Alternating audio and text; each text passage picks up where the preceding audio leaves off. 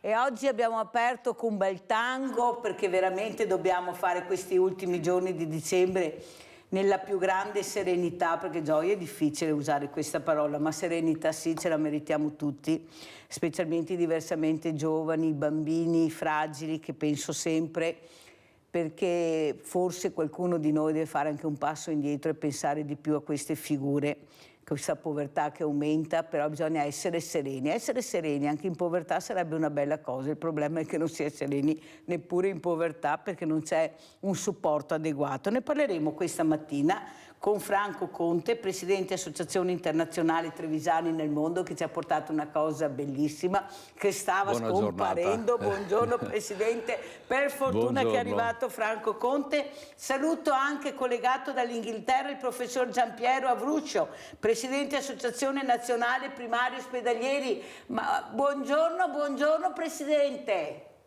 Buongiorno, buongiorno a lei, buongiorno ai telespettatori, buongiorno al suo ospite. Che tempo fa in Inghilterra, Presidente? Perché qua fra poco ci mettiamo la canottiera in Bermuda e andiamo a fare il bagno. No, qui come purtroppo è spesso, insomma, il tempo è un po' brutto, insomma, non è bellissimo, ecco, anche se non piove tanto, però insomma. Ma fa freddo?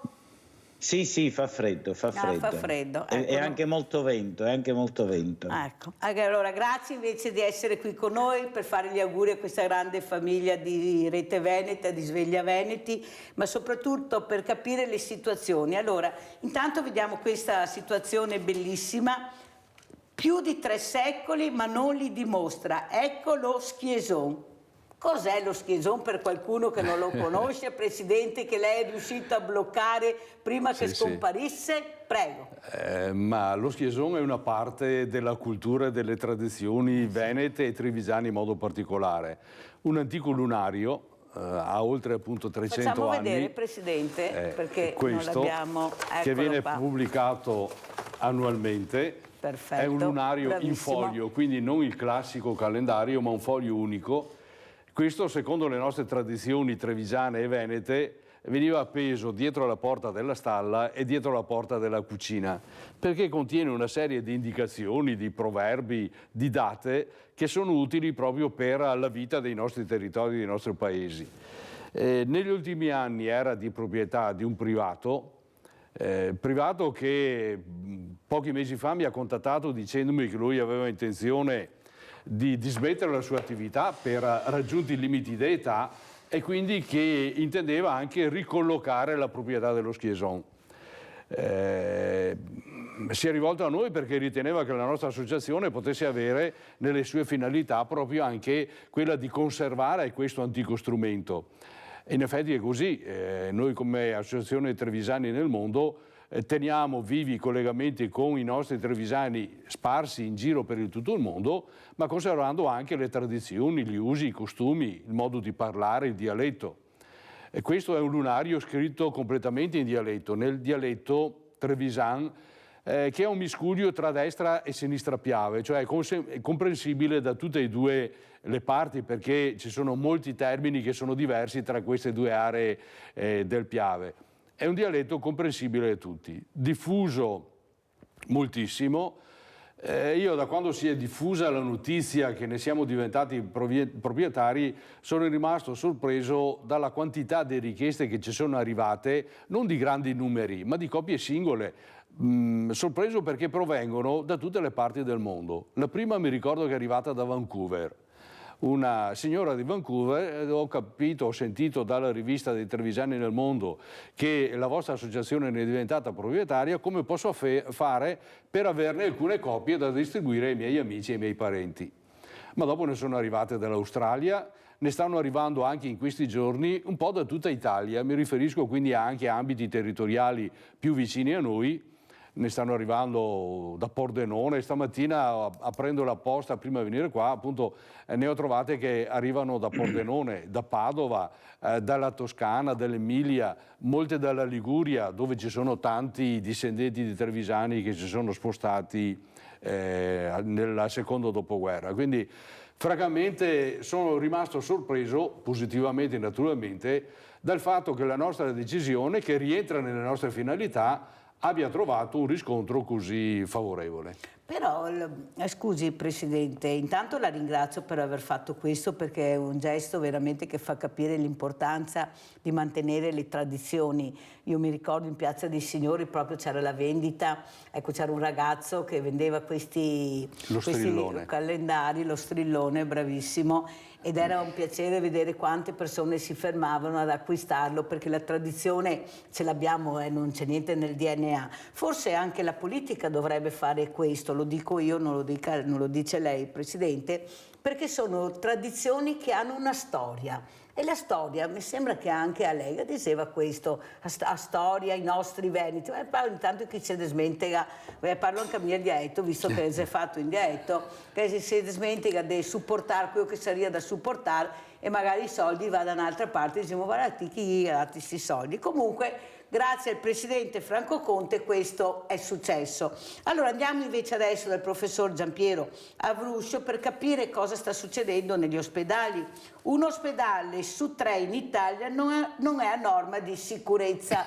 Leggo questo tanto per far capire come siamo presi, visto che tutto va bene, Madama, la Marchesa e Natale, ma bisogna anche capire, visto che gli ospedali sono frequentantissimi anche in questi giorni, perché purtroppo il numero dei Covid sta salendo e anche le influenze. Cosa ci racconta, Presidente? È vero questa storia che un ospedale su 3 in Italia non è a norma di sicurezza?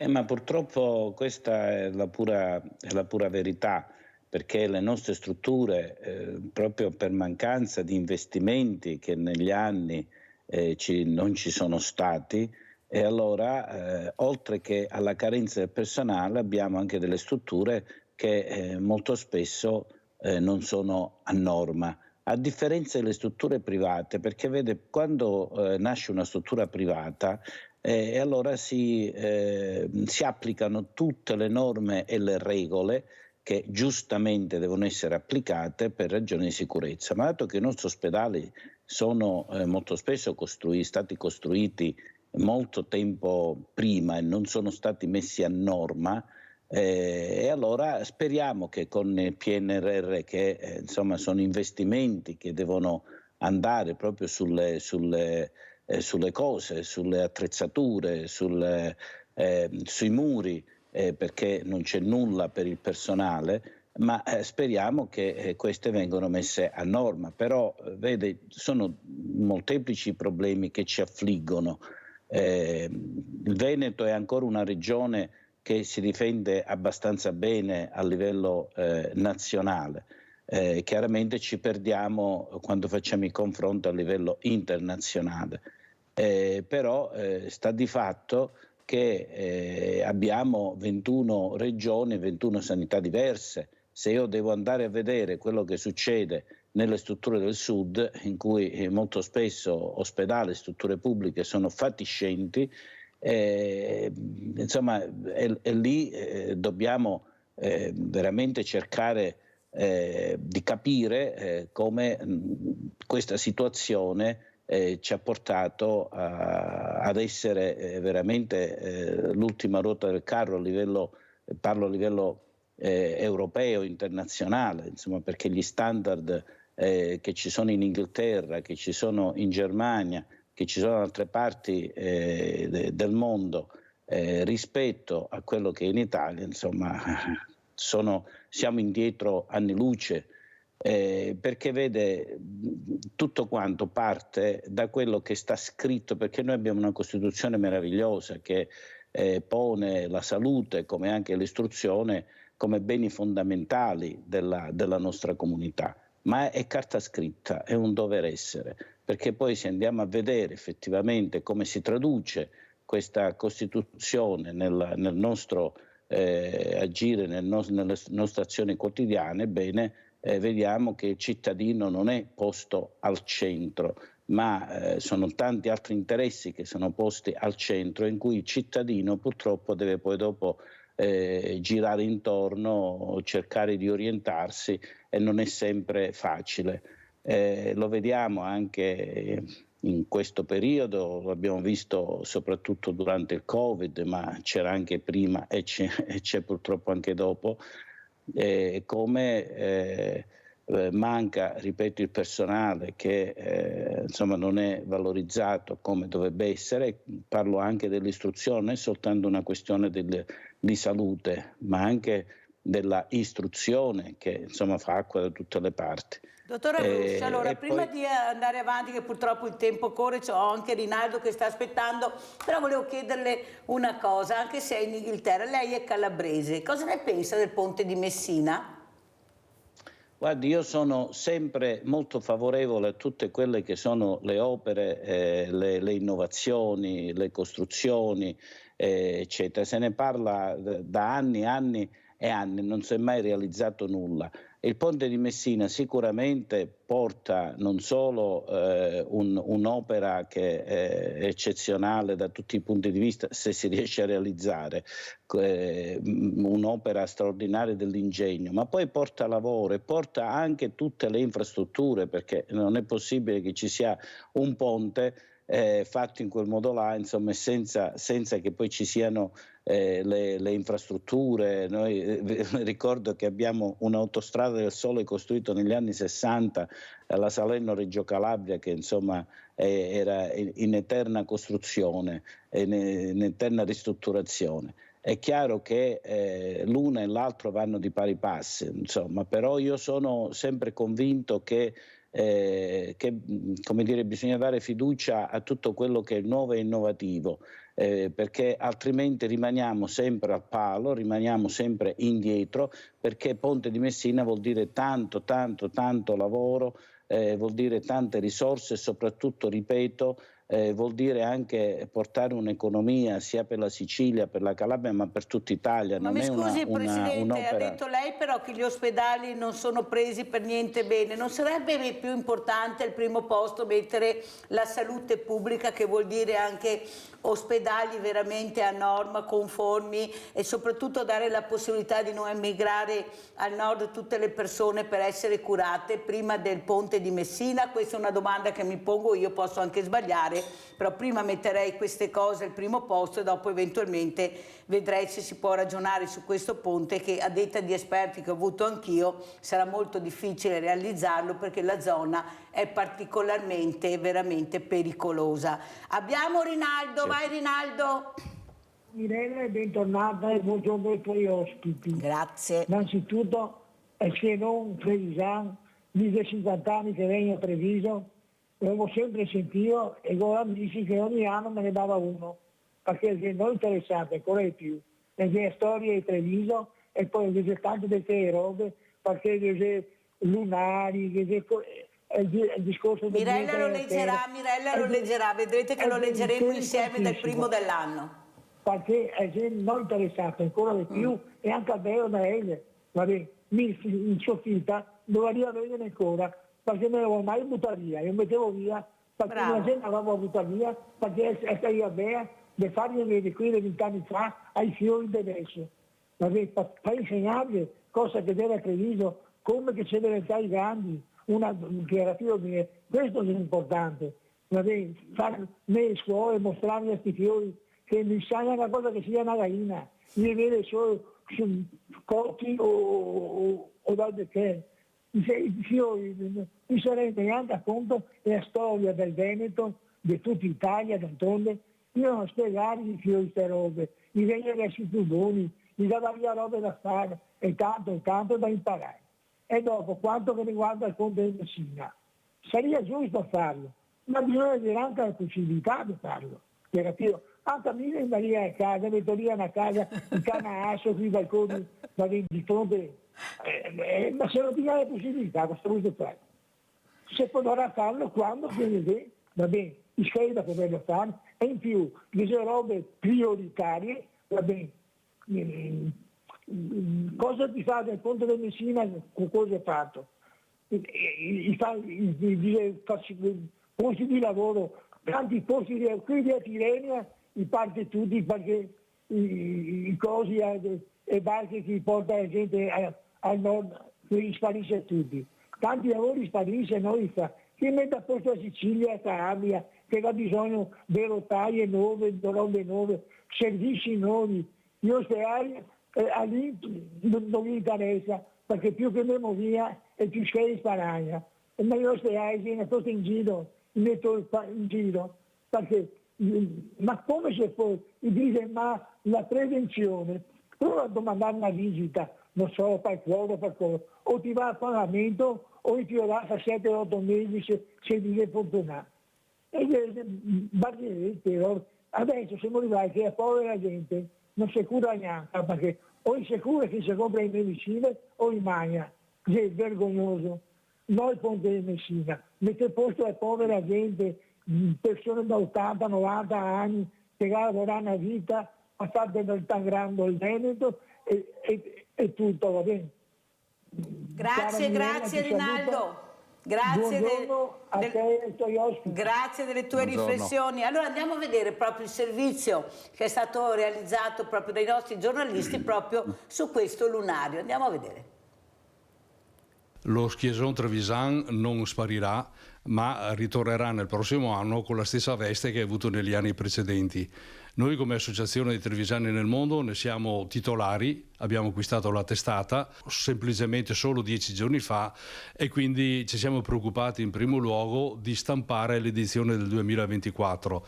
Lo storico lunario di Beppo Gobbo da Casier è salvo da 10 giorni e dell'Associazione Trevisani nel Mondo, che è riuscita nell'impresa dopo una lunga e complicata trattativa fatta con estrema discrezione, tanto da tenere all'oscuro anche il professore Emanuele Bellò, che da 40 anni scrive i pronostici legati alla civiltà contadina. Per quanto riguarda il testo del pronostico, che è quello che è sempre più crea interesse da parte dei trevigiani, ecco, noi abbiamo recepito quest'anno quello che ci è stato consegnato assieme alla proprietà. Così in fretta e furia è andato in stampa e già nei prossimi giorni sarà disponibile, seppur in edizione riadattata. Siamo riusciti a stamparlo in 10 giorni, è già in distribuzione nei grandi punti di distribuzione, nelle edicole verrà messo a disposizione dalla fine della prossima settimana. Tante le idee già in campo per rilanciarlo per l'edizione 2025.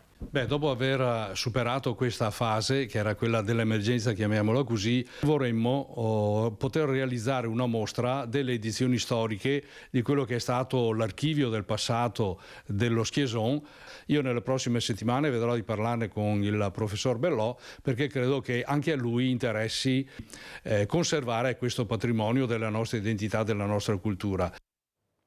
Bellissimo, 1716 Conte ho letto, o sbaglio? No, è giusto, oltre 300 anni di storia alle spalle, credo che sia un bel percorso che è stato fatto appunto da questo strumento, io lo chiamo così, perché per la nostra gente contadina era proprio uno strumento, non dico strumento di lavoro, ma uno strumento di consultazione per avere delle informazioni.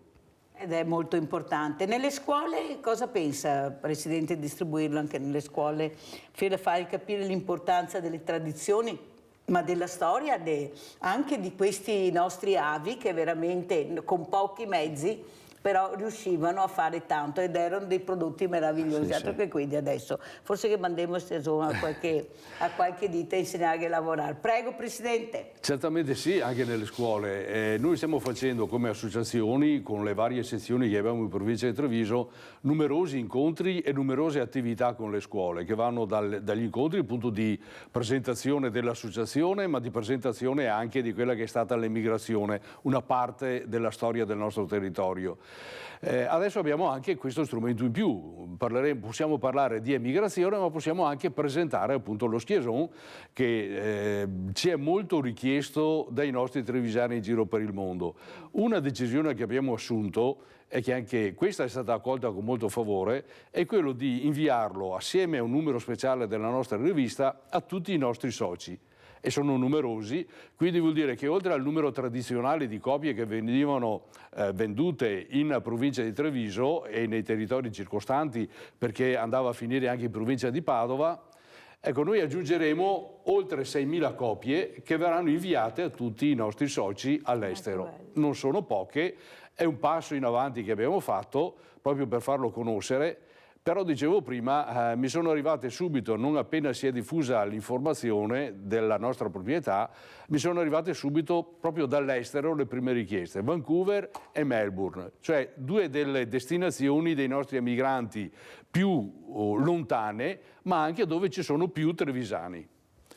Forse sentono di più loro le tradizioni, la loro storia, tanto è vero che molti paesi si chiamano col nome che abbiamo noi, anche qua nel nostro territorio, per far capire l'importanza per loro di sentirsi ancora appartenenti a un territorio, o sbaglio, Presidente? No, è proprio così.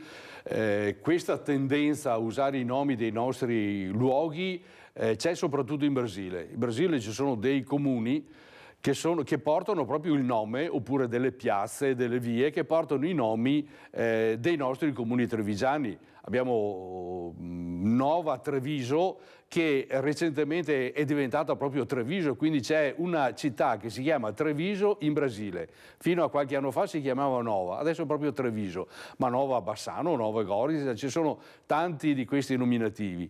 C'è perfino in un piccolo comune una piazza che si chiama Piazza Brusaporco. Allora, siccome Brusaporco è l'antico nome di una frazione del mio comune, della frazione di Resana, attualmente Castelminio, ecco, c'è anche una piazza Brusaporco, ma ci sono, non so, a Lapa, cittadina del Brasile, dove ci sono tanti emigranti che provengono da Istrana, c'è la via Istrana. Ne potrei citare tantissimi altri. Segusino in modo particolare è legata con Cipilo in Messico. In Brasile, dicevo prima, ci sono tantissimi luoghi che hanno proprio nomi trevisani. Questo è diffuso soprattutto in paesi del Sud America, ma anche in numerose località del Canada o dell'Australia, quindi stati che anche da un punto di vista economico sono molto evoluti, vengono conservate le tradizioni, il panevin che nei nostri territori è stato recuperato solo qualche anno fa. Il panevin non è mai tramontato, la tradizione della Befana, la tradizione del Babbo Natale. Ecco, rincuora sapere che ci sono appunto questi discendenti di nostri emigranti che conservano salde le nostre tradizioni, come conservano saldi anche i principi e valori che ci sono portati appresso quando tanti anni fa sono partiti. Tanto è vero che io ho avuto anche ospite questa ragazza, questa nipote, che grazie a questa nonna che manteneva le tradizioni non vedeva l'ora di venire a visitare l'Italia, il paese dove era nata la nonna, perché proprio era stato tramandato questa conoscenza, queste radici del proprio territorio, e perciò pensate quanto importanti sono queste cose. Pubblicità.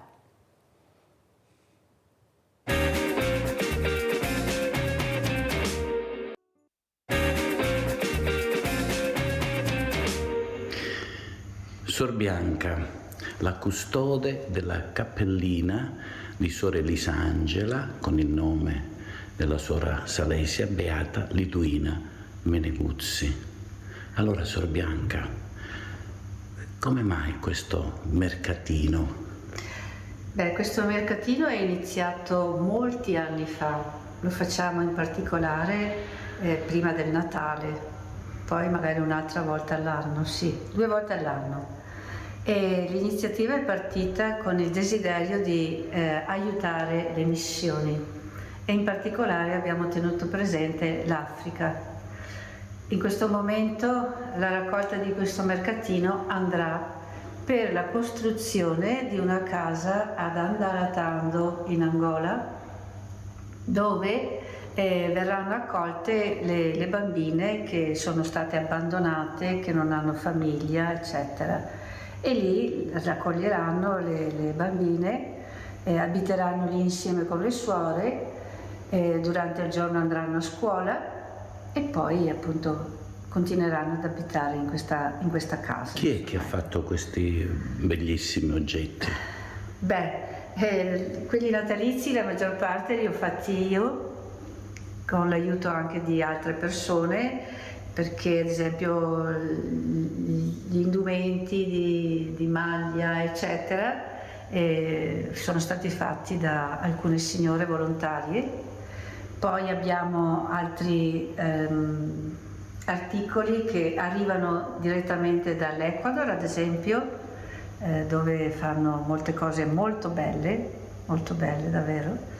E poi niente, c'è la partecipazione un po' di tutti, perché a un certo punto ho bisogno, ecco, io ho la creatività, d'accordo, però ho bisogno dell'aiuto di altre persone e allora mi vengono in aiuto i volontari.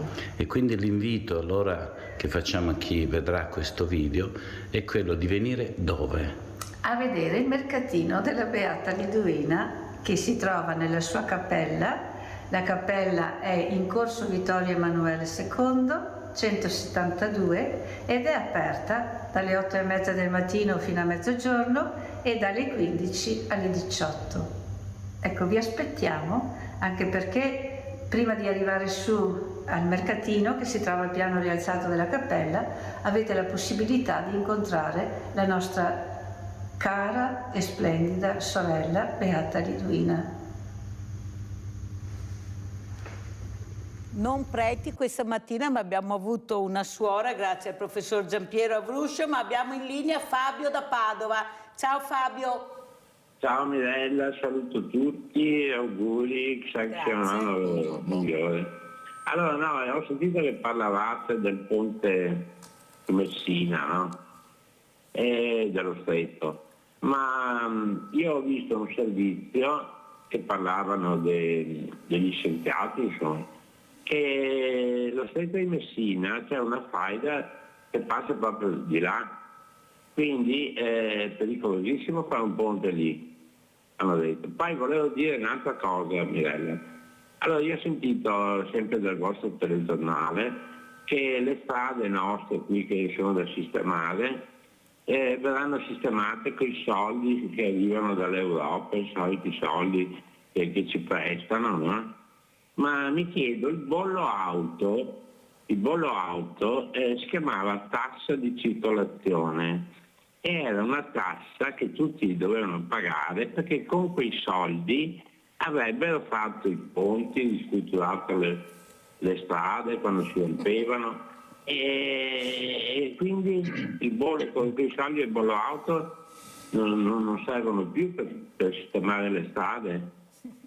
Questa è una cosa importante secondo me, che dovrebbero tornare a fare quella cosa lì. Grazie Fabio. Vi saluto, grazie mille a voi. Grazie ciao. Fabio, infatti dico sempre che la trasparenza, ecco, su questi soldi che dove vanno a finire non c'è, non sappiamo mai niente. Qualcuno dice andate su internet, io dico andate voi e spiegateci cosa avete scritto su internet, forse sarebbe meglio. Allora, professor Avruscio, abbiamo visto questa bella intervista a Suor Bianca perché abbiamo visto anche una veste nuova del professor Avruscio, intervistatore. Prego professore. Ma io sono molto legato alle sorelle Salesi, alla Sor Bianca, perché vede la beata Liduina, che si chiamava Elisa Angela Meneguzzi, è una contadina, figlia di contadini del territorio padovano, di Giarre, di Abano Terme. Prima di andare in missione, siamo nella prima guerra mondiale, in Etiopia, bene, lei ha imparato l'arte infermieristica. Poi è andata in ospedale a Dire Dawa in Etiopia, dove è morta all'età di 40 anni per un tumore. Ebbene, lei si era tanto prodigata sia per i pazienti sia per la gente del posto, che alla fine quando le suore insomma sapevano che era deceduta dopo la guerra, sono andati per vedere di trovare il corpo, se esisteva da qualche parte. Ebbene, ha trovato quella tomba che era proprio venerata, era insomma custodita dalla gente del posto, per la gente del luogo, che era, insomma, lei aveva fatto tantissimo bene ed è stato anche come dire, notificato un miracolo da parte di questa suora, perché c'era un giovane che aveva avuto un incidente stradale ed è stato giudicato morto da tutti insomma, i medici, quindi con tutto quello che sono le apparecchiature in dotazione,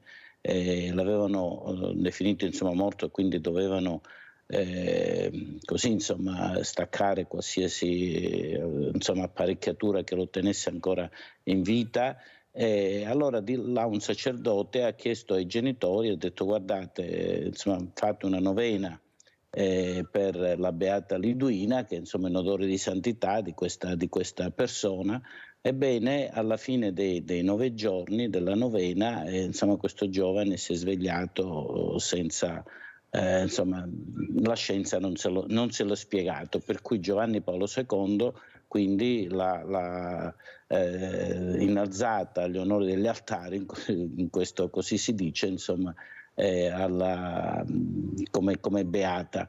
È una donna semplice, questa giovane suora, che è un po' una figura controcorrente rispetto a tutto quello che oggi noi sappiamo e vediamo, no? Perché se non sei su internet, su WhatsApp, su tutti, insomma, non sei nessuno, ecco, più sei visibile e più sei qualcuno. Questa sorina invece ha avuto una vita nell'ombra, insomma, ha lavorato sotto un altro tipo di luce, e mi ricordo come Giovanni Paolo I, insomma, il Papa Luciani, una volta in un'omelia disse: guardate, voi a volte siete come una formica nera su una pietra nera, in una notte nera, ma Dio vi vede.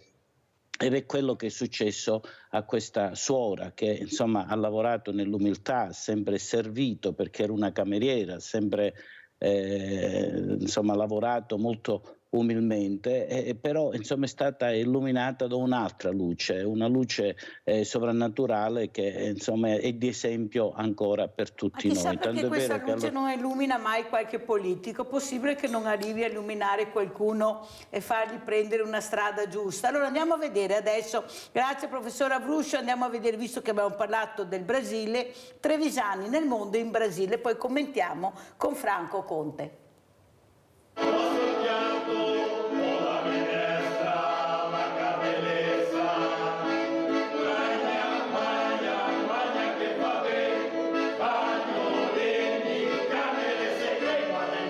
Noi siamo qua perché il Comune di Valdobbiadene ha in animo di sottoscrivere alcuni patti di amicizia con città con cui è accomunata Valdobbiadene per la produzione del vino.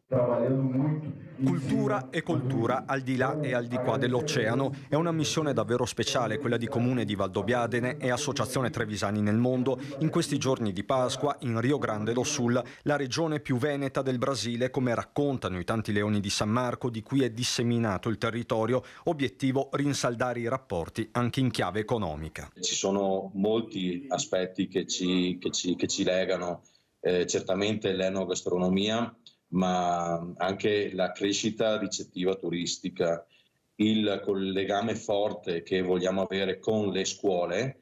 A Valdobbiadene abbiamo un'importante scuola di ristorazione, la DF, ma anche le scuole superiori con il liceo linguistico, istituto tecnico turistico, quindi opportunità per far crescere i nostri giovani. 11 le sezioni di Trevisani nel mondo, nella regione brasiliana, un numero che racconta un legame profondissimo, ancora vivo nei ricordi di intere famiglie che hanno mantenuto il dialetto dell'Ottocento. Le persone di qualsiasi tipo, di qualsiasi età, ecco, tutti ci dicevano i miei erano originari di Ciccione di Valmarino, di Miane. Abbiamo incontrato anche un vescovo qua, originario appunto di Miane, di Morgano. Ecco, la presenza di Treviso in questa zona è veramente forte. La conoscenza e la fiducia deve essere alla base di qualsiasi rapporto di conoscenza e crescita comune.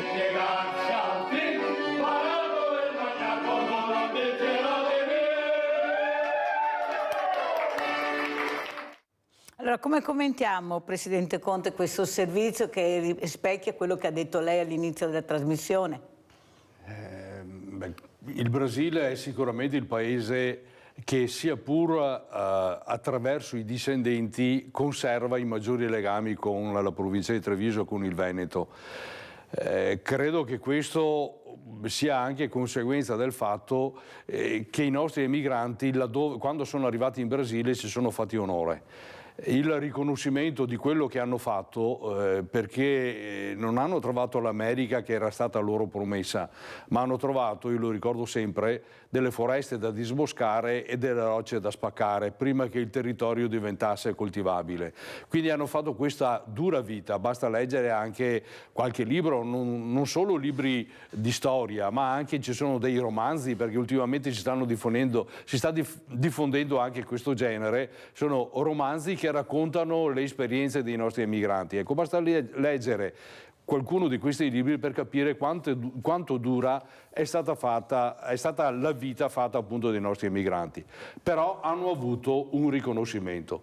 Cioè, ormai nessuno più mette in dubbio che gli italiani siano stati gli artefici principali dello sviluppo che ha avuto il Brasile, un paese che come potenza economica attualmente si trova ai primi posti, e di conseguenza per loro è un onore conservare le loro origini, perché quello che sono riusciti a fare là è perché hanno portato con sé i valori, i principi, soprattutto la dedizione al lavoro, la fedeltà. Ecco, li hanno conservati saldi e attualmente hanno il giusto riconoscimento, che passa anche attraverso l'insegnamento della lingua italiana, il cosiddetto talian. Hanno la possibilità, fra l'altro, di scegliere tra il talian, che è un miscuglio di dialetti, e la lingua italiana, che è il nostro italiano grammaticale. Viene insegnato nelle scuole. Credo che sia questo il riconoscimento appunto avuto del grande lavoro che hanno fatto per lo sviluppo del territorio brasiliano. Senta Presidente, siccome lei ci deve lasciare, non riesce a rimanere qui un po' di più, leggiamo qualcosa, visto di gennaio del 2024, cosa è scritto su questo schieson. Allora, vediamo cosa legge il Presidente. Nello schieson per ogni mese c'è un proverbio, quello di gennaio o zenaro, l'uva del Capodanno non la porta mai danno. È un modo di dire più o meno conosciuto, ma dopo qua dentro ci sono per esempio le date, i giorni in cui ci sono i mercati, i marcai e i mercatini. I mercatini sono quelli dell'antiquariato, una volta non erano diffusi, ultimamente si sono diffusi. I mercatini di Natale, le fiere principali. Ecco, uno dei veicoli dove viene divulgato e dove viene anche venduto, si trova a disposizione lo schieson, è appunto quello delle fiere dell'agricoltura, due in modo particolare, quella di Godega Sant'Urbano a marzo e quella di Santa Lucia di Piave in occasione appunto a dicembre, a metà dicembre in occasione di Santa Lucia. Erano fiere agricole, ricordiamole, erano perché le antiche fiere, esatto. Antiche fiere agricole, anche queste antichissime perché sono arrivate ad avere 700 anni di storia alle spalle, esatto. Quindi ecco. Dopo per i mesi per esempio è prevista la semina. Allora per il mese di gennaio o zenaro, questo non lo sapevo neanche io, si possono seminare i mandarini, le mandorle, i peri, i pomi, i broccoli, i cardi, le coete, le verze, i capussi, i bisi, le carote, i cavui, le segue, i succati, le meansane, i meloni e così via. Dopo ce ne sono vari altri. Avete capito? Gennaio. Perché venivano, mi è stato detto, seminati e dopo protetti. Proverbi, idrio il tempo. La luna bastona il formento, specie la notte de Nadal. La luna di agosto spacca i meoni. Quando la luna calcula a Mogia, piove, vogia e non vogia. Piove, vogia o non vogia. Non è facile leggere il dialetto. Professore, riesce a capire il dialetto veneto lei, professor Avruscio? Tutto, io ne sono innamorato, non tanto dei dialetti, perché sono il professore è vero Conte, Presidente. Grazie, certo, mi pare che il professor Avruscio viva in Veneto, no? Sì, ma guardi che le lingue, io sono innamorato di tutte le lingue, io credo fermamente, e questa storia è bellissima, questa dei trevigiani nel mondo, ma esistono i veneti nel mondo, sì. Esistono i calabresi, i siciliani. Lei pensi che io ho sempre sostenuto come questa nostra Italia è insomma un'Italia di emigrazione. Ah, l'abbiamo perso. Vediamo. Allora, stava dicendo che la nostra Italia è un'Italia di emigrazione. Eccolo qua. Ecco qua, chiedo scusa. No, tranquillo. È un'Italia di emigrazione, l'Italia, come giustamente ha detto il Presidente Conte, insomma gli italiani non è che sono stati accolti benissimo quando sono andati in Brasile, in Argentina, in Venezuela, in Germania, in Svizzera, eccetera, insomma dappertutto. Però si sono fatti valere, ecco, è la parte veramente buona. Non hanno voluto mai, e questi si sentono veramente, come dire, veneti, e molto più dei veneti, di quelli che nascono. Sa, professore, se faccio una parentesi, cosa li ha salvati? E questo dobbiamo dirlo, la creatività.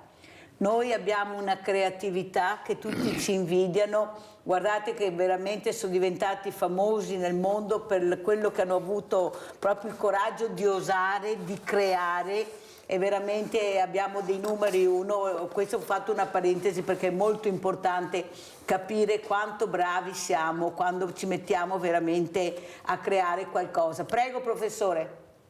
Sì, ma soprattutto non perdere questo legame con le radici, perché è lì che ti fa sentire come dire, una persona inserita in un luogo, nonostante le nuove culture che devi acquisire, i nuovi modi di vita, però è come essere legati alla madre,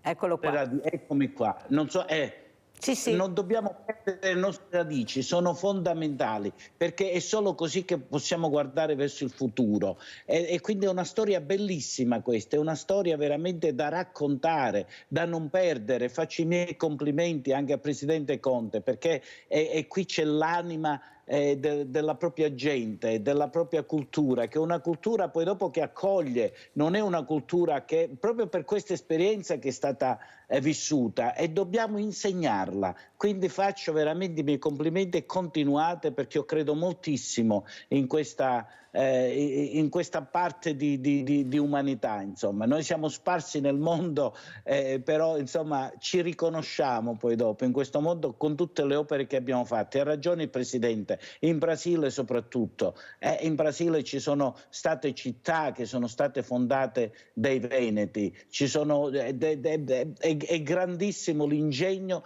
che è stato messo in atto. Guardi, io ogni volta, sa che ho fatto quel video sull'emigrazione, proprio per ricordare, non dobbiamo assolutamente dimenticare la nostra storia. Dimenticare la nostra storia, le nostre radici, vuol dire essere come canne al vento. Un albero che avevo intenzione di fare una mostra con... Allora, prego, Presidente, voleva aggiungere qualcosa il Presidente Conte? Sì, beh, mi trovo perfettamente in linea con il professor Avruscio, che non ho conosciuto fino ad ora. Vi metterò in contatto, vero professor Avruscio? Posso dare i numeri per mettervi in contatto? Sicuramente sì, grazie, sì. Mi farà grande piacere. No, ne ho sentito parlare, professore, per il ruolo che lei ricopre appunto nel campo della sanità. Stavo dicendo, proprio per rispondere un po' anche all'invito che lei ci ha fatto di continuare a lavorare in questo settore. Io ho già sentito il professor Emanuele Bellò, che è quello che per tanti anni, tranne il 2024, ha scritto il pronostico. Nel 2024 noi siamo stati presi un po' all'ultimo momento e quindi abbiamo dovuto cercare una soluzione un po' di fortuna. L'abbiamo fatto con uno dei nostri soci che conosce molto bene il dialetto.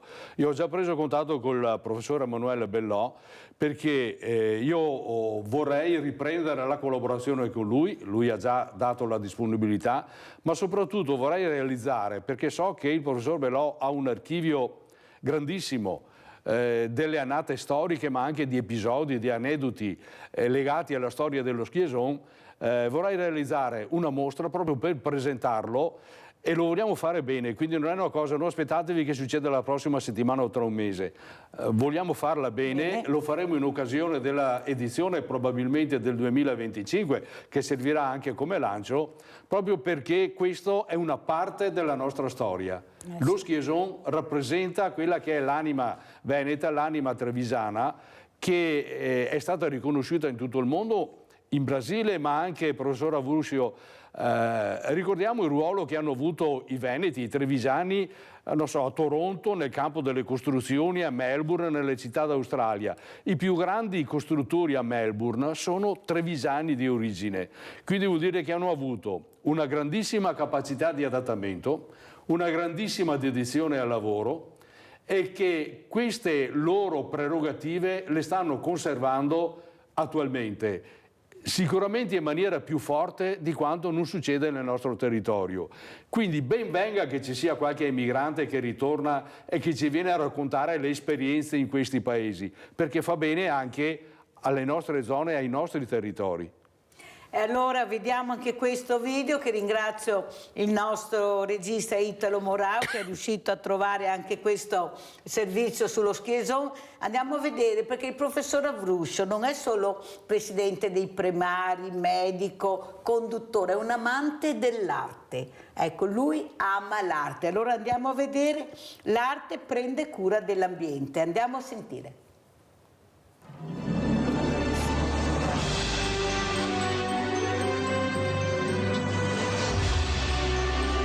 Mario Sposato, artista di Crotone. Ciao caro. Mario, spiegami la tua arte. Adottato dalla città di Crotone. Io di origine sono di origine cosentine. Vengo da un paesino, dal comune di Acri, in Pagania. Acri è una città bellissima che si trova nel comune della città della provincia di Cosenza. La mia arte nasce da bambino. E mio padre ci ha sempre educato al rispetto delle cose, della natura, di tutto ciò che era da rispettare. E quindi poi alla sua morte io mi sono ingegnato creando opere d'arte con tutte quelle cose che conservavo, perché mio padre mi diceva che nulla si doveva buttare, che tutto si doveva conservare, che un giorno avrebbe avuto un valore, eccetera, eccetera. Allora io ho sempre usato il suo metodo.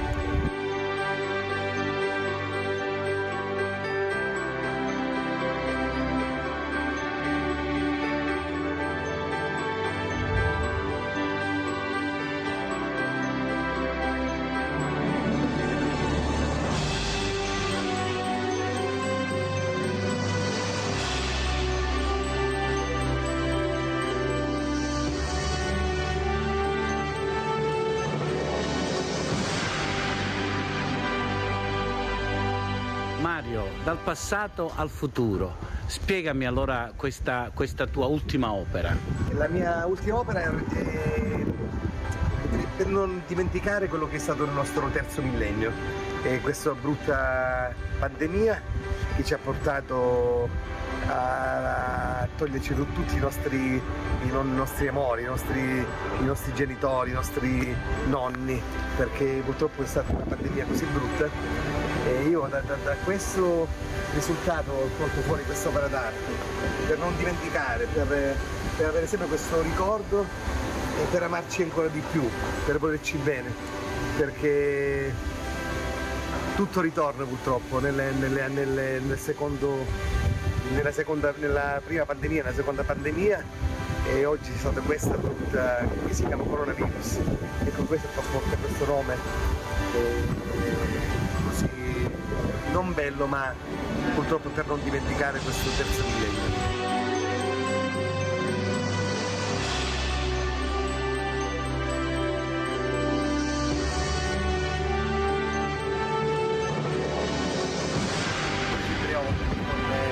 Con metodi innovativi, e quindi queste schede madri una volta diventano un po' del passato. Tu usi materiale di riciclo, quindi una grande sensibilità, sì, no? Sì. A tutto quello che è, come dire, è lo scarto, tu invece Bravo, le trasformi in opere d'arte. C'è il benessere, no? Se noi andiamo a vedere che in tutto ciò che noi buttiamo c'è sempre qualcosa di valore. Io ricordo quando ero bambino, si diceva nel nostro paesino che se raccoglievo un chilo di carta stagnola, delle sigarette, delle vecchie Marlboro, eccetera, mi davano 500 lire. Allora io ricordo da bambino, con tutti i miei amici, con tutti i miei compagni, abbiamo pulito un paese, abbiamo raccolto tutti questi pacchettini per togliere queste carte della sigaretta, però al chilo non ci siamo mai arrivati, però abbiamo ripulito un paese, e quindi a me questo ricordo me lo porto sempre avanti, perché è un ricordo bello e importante, perché almeno non abbiamo fatto soldi, però abbiamo ripulito un paesino da quelle che erano questi pacchetti di sigarette buttate così, me lo ricordo per il cuore. Complimenti professor Avruscio, ma abbiamo in linea, per non dimenticarci che la storia è la telefonata di Gilberto da Mestre. Ciao Gilberto. Ciao. Allora, io ho visto adesso in televisione, e quindi volevo parlare di un argomento che io ho studiato e che penso sia di interesse. Cioè il nostro dialetto. Il nostro dialetto, ho sentito di tutto, che deriva dallo spagnolo, che arriva, chissà, invece il nostro dialetto è il goto con il latino. Ed è, a Treviso abbiamo avuto il regno di Totila. Sì. Il nostro dialetto si è trasferito, a parte di tutta l'importanza che hanno avuto i Goti qui con la Santa Apollinare e così via, ma poi siccome io ho avuto modo di avere rapporti con spagnoli, ho ritrovato nello spagnolo dei detti nostri vecchi e quindi ho fatto un po' il percorso del linguaggio. Una parte del linguaggio è arrivato ad Occidente attraverso una parte dei tributi visigoti. E a Toledo, che è una città gota, è una città di grande interesse artistico, ma poi si è trasferita altrove e un'altra parte è scesa verso Bisanzio con... Caro Gilberto, caro, ci sta facendo la storia, ma devo interrompere Gilberto perché ho forato, il Presidente Conte deve andare via, però ti ringrazio della telefonata, chiamaci ancora perché è un piacere sentirti, ecco, questa passione per la storia del dialetto. Penso anche che forse dare il numero al Presidente Conte di Gilberto non sarebbe male, no, ecco, perché mi piacerebbe molto. Cosa ne pensi, Gilberto? Posso dare il tuo numero? Ma certo. Ecco, così ci metterà in contatto con te perché mi sa che Gilberto ha tante cose da raccontare al nostro Franco Conte. Grazie Gilberto, un grande abbraccio.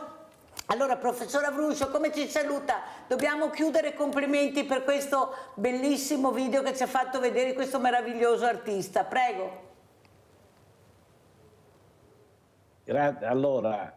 Mi sentite? Mi sì. sente Mirella? Sì, bene. Ah, ok, perfetto. Allora, intanto svelo perché mi trovo in Inghilterra, perché è nata la mia nipotina Erika che ha appena compiuto 2 settimane di vita. Auguri, quindi sono qui per allora, trascorrere... auguri a Erika e a tutta la famiglia del professor Avruscio. Prego. Tanto per parlare di emigrazione, perché adesso sono i nostri giovani a lasciare il nostro paese. Allora, dicevo, Mario Sposato, mi ha affascinato questo artista che ho incontrato appunto in quelle di Crotone, lui gestisce quella albergo sul mare, hotel che è bellissimo, ed è una, come dire, gestisce questo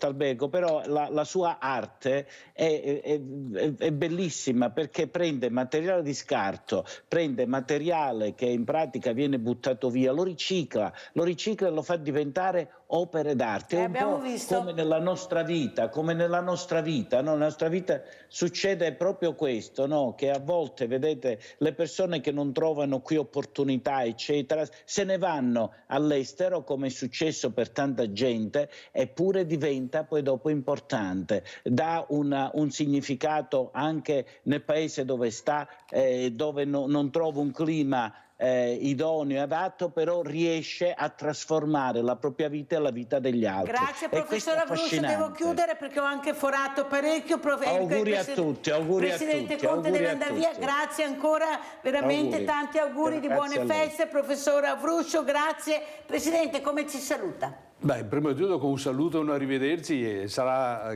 credo, piacevole per entrambi poterci conoscere col professor Avruscio, perché ho capito che in tante cose possiamo intenderci tranquillamente. Allora, un saluto ai trevisani. So che questa trasmissione viene registrata e inviata anche all'estero, perché c'è qualche nostro socio, qualche nostro appassionato che le conserva e le manda, e quindi un saluto particolare ai trevisani e ai veneti che sono all'estero. Un saluto a tutti i trevisani, l'invito a leggervi lo Schieson. Adesso sapete chi è l'interlocutore, dico solo che si trova in tutte le edicole della provincia e nelle principali librerie. Esatto. Tante aziende lo hanno acquistato per farne dono ai propri clienti, ai propri affezionati. Credo che sia, ecco, un'opera piacevole quella che abbiamo fatto come associazione, proprio per conservare, in linea con le nostre finalità, conservare quella che è una parte della nostra storia, una parte però importante, perché dall'emigrazione è nato lo sviluppo anche per il nostro territorio veneto, non solo per chi è andato via ma anche per chi è rimasto. Grazie, grazie anche a Franco Conte, Presidente Associazione Internazionale Trevisani nel Mondo, che ci ha fatto questa bellissima sorpresa con questo lunario fantastico. Grazie, grazie, grazie professor Avruscio, pubblicità. Buona giornata.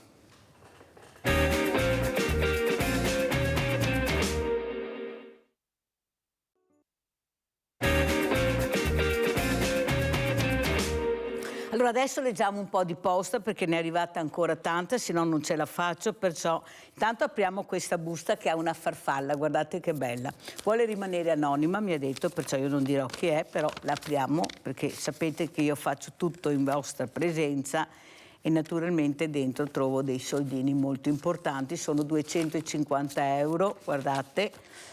Allora, buone feste, tu che sei nato povero, dai pari dignità ad ogni uomo. Buon Natale, e c'è la firma. Grazie, belle parole, veramente belle, che fanno rincuorare questo mondo meraviglioso. Poi c'è un bigliettino piccolino. Amare vuol dire tendere la mano. Amare è tendere una mano a chi è in difficoltà. Amare è aiutare a rialzare chi fatica a camminare. Ecco, voi siete amore allo stato puro. Grazie per tutto quello che fate per me. Grazie, questa è arrivata al Banco Solidale, pensate che bella col bigliettino di Natale. Sono cose che fanno veramente allargare il cuore. Oggi è giornata di banco, i volontari sono presenti dalle 9 questa mattina, stanno distribuendo queste borse per fare un capodanno dignitoso, non manca niente, dalla carne al pesce, alla frutta, alla verdura, prodotti per la casa, non manca assolutamente niente, panettone, vino, succo di frutta, chi ne ha più ne metta, perché deve essere una borsa molto dignitosa. E sono stata molto contenta, come avete visto durante le feste di Natale, del Santo Natale, quanto mondo del volontariato c'è che aiuta, che non fa festa, che non festeggia il pranzo a casa, ma aiuta gli altri. Avete visto un politico per caso in queste messe? Ne avete visto uno? Che io non li ho visti, non so dove sono.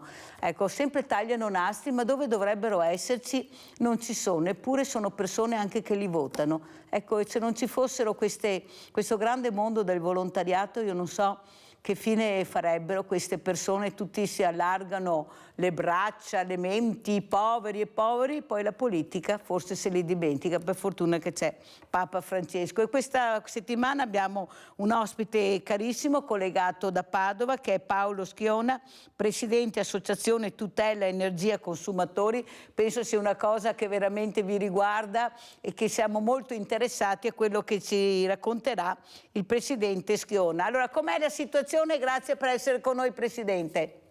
Buongiorno a tutti e buone feste, da parte mia e da parte di tutta l'associazione. È un momento e un periodo sempre un po' strano quello delle festività, perché purtroppo le persone sono sempre o poco informate, anche da quelle amministrazioni che dovrebbero dare queste informazioni per far sì che il consumatore sia tutelato nel momento in cui va a acquistare, ma soprattutto vedere magari degli interventi, come diceva prima, non si vede nessuno nelle mense, ecco, noi a volte non vediamo nessuno nel momento in cui il consumatore ha reale necessità di essere tutelato, e vediamo che chi opera nelle pratiche commerciali scorrette è molto veloce, chi dovrebbe aiutare a volte è forse troppo lento. Allora, nel 2024 cosa succederà con questo mercato libero? Qualcuno mi ha detto, ma se io sono con quella compagnia, posso rimanere con quella compagnia o devo per forza cambiare? Cosa devo fare? Non ci ho capito niente. Allora io l'ho invitata perché spero che lei in parole semplici riesca a spiegare cosa si dovrà o non si dovrà fare. Prego, Schiona. Allora, il stato tutelato va verso la fine, quindi di conseguenza chi è ancora sotto regime di maggior tutela dovrà scegliere una nuova compagnia, un nuovo fornitore proprio nel mercato libero. Fermo Schiona, cosa vuol dire sotto maggior tutela? Spieghiamo bene, perché voi siete addetti ai lavori, ma a casa non sanno. Prego. La vecchia Enel praticamente è l'Enel mercato tutelato, quindi quando leggiamo sulla bolletta Servizio Elettrico Nazionale mercato tutelato, ecco quel mercato lì andrà a finire e di conseguenza chi non sceglierà un nuovo fornitore nel mercato libero, quindi un qualsiasi altro gestore, non voglio fare nomi per non agevolare nessuno, che opera nel mercato libero e c'è scritto proprio anche in bolletta mercato libero. Se non verrà scelto in autonomia dal consumatore, il consumatore verrà direzionato verso quelle compagnie che hanno vinto delle gare per potersi accaparrare questi clienti. Noi riceviamo molte telefonate da persone che sono non capiscono quello che devono fare, non si sentono sicure e diciamo che il nostro esperto in materia dell'associazione è sempre al telefono per dare consigli, per dare i giusti ragguagli per come firmare anche un contratto. Oggi si ricevono molte telefonate da persone di dubbia eticità, usiamo questo termine, dove si vendono come buongiorno sono il responsabile della rete elettrica o nomignoli strani dove non fanno mai il nome di un reale fornitore, alcune volte sì, però la maggior parte delle volte no, e cercano di accaparrarsi così il nominativo della persona sventurata e sfortunata che risponde al telefono. E in questi casi consigliamo di non usare mai il termine sì, nel senso che loro purtroppo registrando la chiamata ci siamo accorti che il più delle volte questa chiamata, questo sì veniva poi copiato tramite dei programmi nella telefonata registrata e faceva attivare servizi non Però mi scusi Presidente Schiona, ma non le sembra che non siamo per niente tutelati, nel senso che il furbo ce l'abbiamo dietro l'angolo e lo sappiamo, tanto è vero che arrivano a suonare quasi all'interno dei condomini e soprattutto sto pensando a queste fragilità che veramente chissà cosa succederà. Cioè prima di cambiare hanno pensato invece come tutelare queste persone, dare delle garanzie di sicurezza, perché quello che manca è la sicurezza, questo è il grande dramma che abbiamo noi. Prego. È vero e fa molto arrabbiare anche a noi, perché nella realtà dei fatti, e poi capita anche a noi che suonino il campanello e ci sono questi ragazzotti che girano e cercano in qualche maniera di carpire la bolletta per vedere i numeri, per vedere il pod, per vedere l'intestatario. Allora cosa consiglia di fare? Suonano il campanello, intanto non aprire a nessuno a mio avviso, questo è il consiglio, ma dopo, ecco, a chi si deve rivolgere per avere un adeguato diciamo, accompagnamento su quello che sarà il nuovo mercato? Perché bisogna anche capire a chi e dove devono andare queste persone, non fidarsi della telefonata, non fidarsi del drin del campanello, ma sapere dove andare. Prego Presidente. Allora, ci sono dei siti istituzionali, quindi il sito dell'ARERA, c'è il sito del MITE per vedere anche le società che hanno comunque versato dei capitali a garanzia delle forniture. Ma quelli che non sanno usare Inter, lasciamo perdere, andiamo proprio alle fragilità, prego.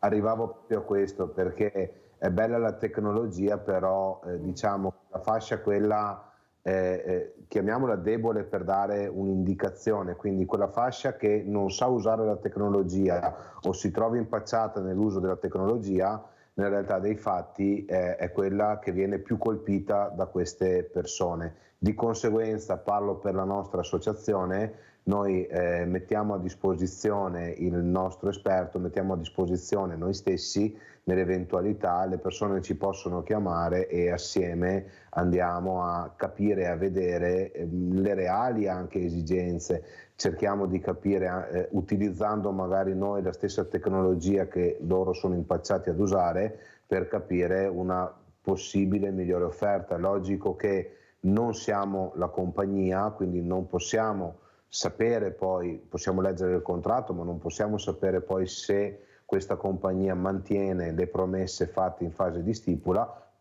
però comunque dall'altra parte siamo sempre pronti ad accogliere la persona che dovesse avere problemi anche dopo la stipula tramite il nostro esperto per capire, fare o delle conciliazioni o delle vere e proprie vertenze. Oggi ad esempio stiamo vedendo che tanti recuperi credito stanno prendendo in mano bollette anche già pagate o bollette magari non pagate al tempo e stanno richiedendo soldi non dovuti perché sono andati in prescrizione. Quindi il mondo dell'energia, il mondo proprio delle bollette è un mondo veramente ampio che è molto semplice, perché sottoscrivere oggi una bolletta dell'energia elettrica non costa assolutamente nulla inizialmente, potrebbe costare parecchio dopo se si fanno scelte sbagliate.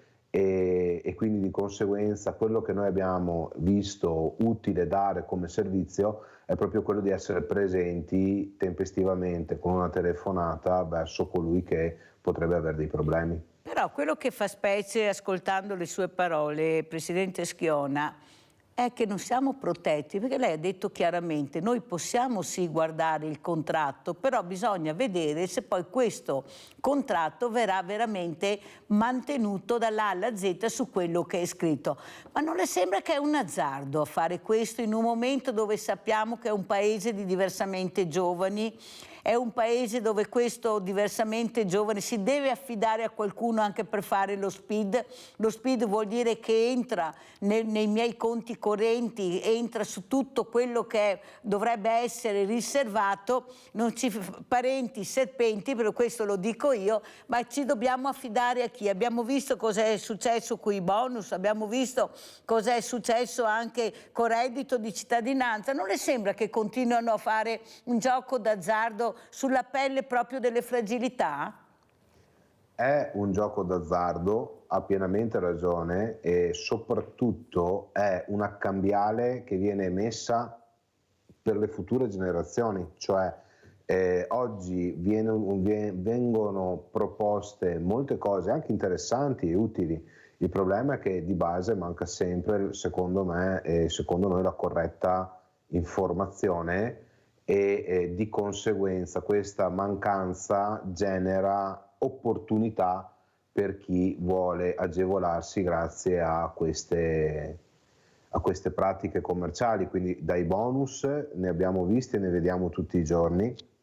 Siamo tuttora impegnati durante questa pausa invernale proprio per gestire varie problematiche anche sui bonus per l'abbattimento delle barriere architettoniche, che sono dei bonus validissimi perché aiutano le persone con disabilità a poter ad esempio accedere al locale bagno e nella realtà vediamo che vengono proprio utilizzati senza criterio e soprattutto il più delle volte senza neanche appoggiarsi alla reale normativa, perché ad esempio un bagno per la disabilità non è il bagno bello, non è il bagno gradevole magari da vedere, perché gli oggetti che devono abbattere le barriere in quanto tali hanno certe conformazioni che il bagno di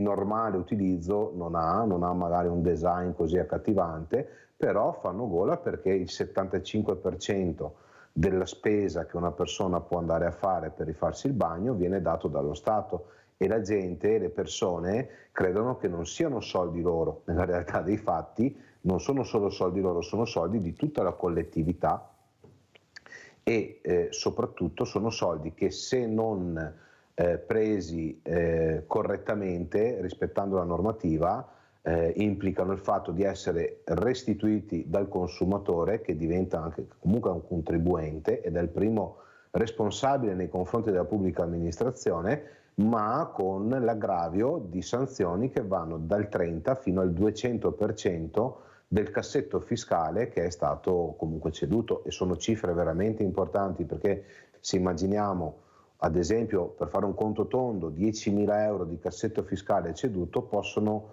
comprovare una sanzione che va da 3.000 euro fino a 20.000 euro oltre alla restituzione del cassetto. Quindi una famiglia che vuole risparmiare, comunque vuole riammodernare casa, vuole renderla più vivibile, si trova poi una cartella dell'Agenzia delle Entrate con fino anche a 30-40 mila euro da dover restituire, e lì poi sono pensieri anche importanti.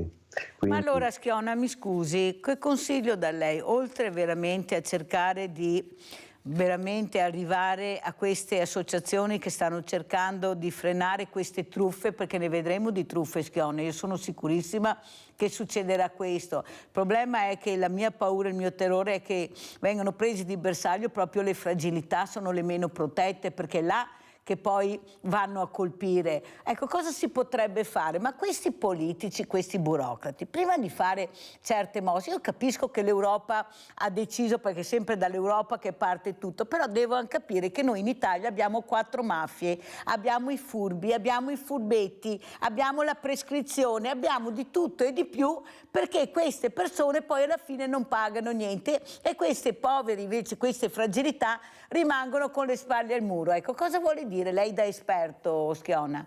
Guardi, allora, sono 13 anni che opero nel settore della tutela del consumatore, prima in altre associazioni, oggi con la nostra. Io ho sempre battagliato, e tutti noi nell'associazione siamo concordi, nel fare formule di tutela preventiva, non di tutela postuma al problema, perché l'informazione secondo noi è quella che vince, perché è proprio il consumatore colui che alimenta involontariamente e con coercizione a volte colui che vuole rovinare il mercato. Il problema della politica che hai detto prima, corretto, perché è giusto dare dei bonus, però bisognerebbe avere anche, secondo me, delle sensibilità e delle competenze prima di lasciare questi bonus, perché abbiamo sempre visto che le sanzioni non sono mai cambiate, anzi le hanno anche rese più aspre, ma nel fare anche gli stessi professionisti che vogliono lavorare bene in questo settore si sono trovati continui cambiamenti, continui ammodernamenti, continue evoluzioni dettate da probabilmente, non dico incapacità nel saper creare e gestire un bonus, ma sicuramente da non una corretta progettazione e organizzazione sin dall'inizio, e soprattutto una cecità da un punto di vista di conoscenza del mercato, perché è da quando è mondo che esistono persone che operano scorrettamente nel mercato. Purtroppo.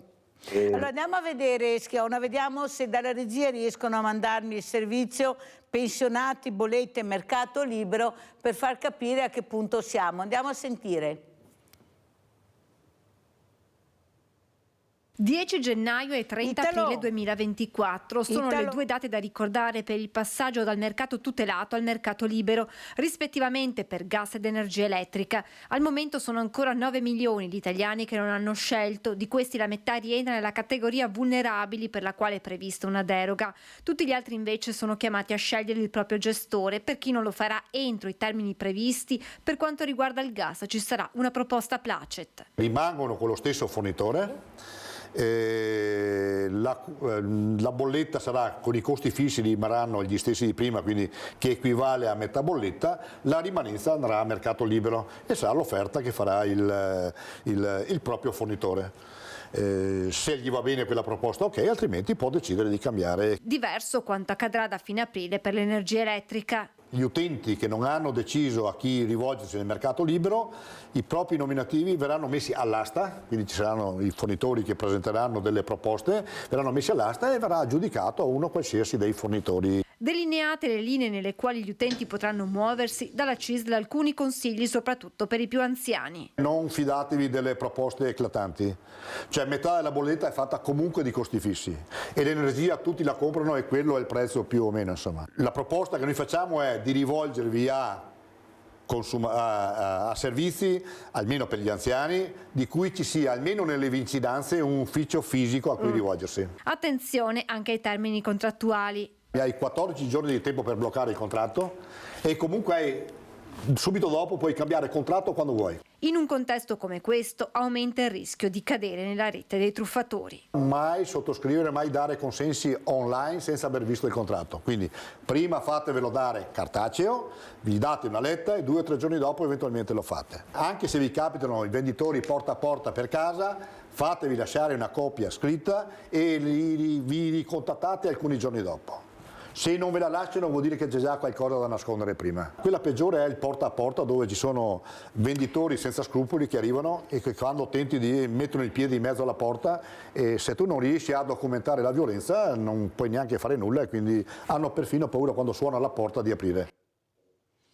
Allora, mi scusi Schiona, ma sono molto preoccupata. Prima aver sentito le sue parole confermate, ecco, da questo servizio, che veramente qua dobbiamo stare attenti e con le antenne alte, perché qualcuno dice l'ufficio che apre, allora facciamo come i bonus, e chi mi dà la garanzia che quell'ufficio sia serio, che mi propone un buon contratto?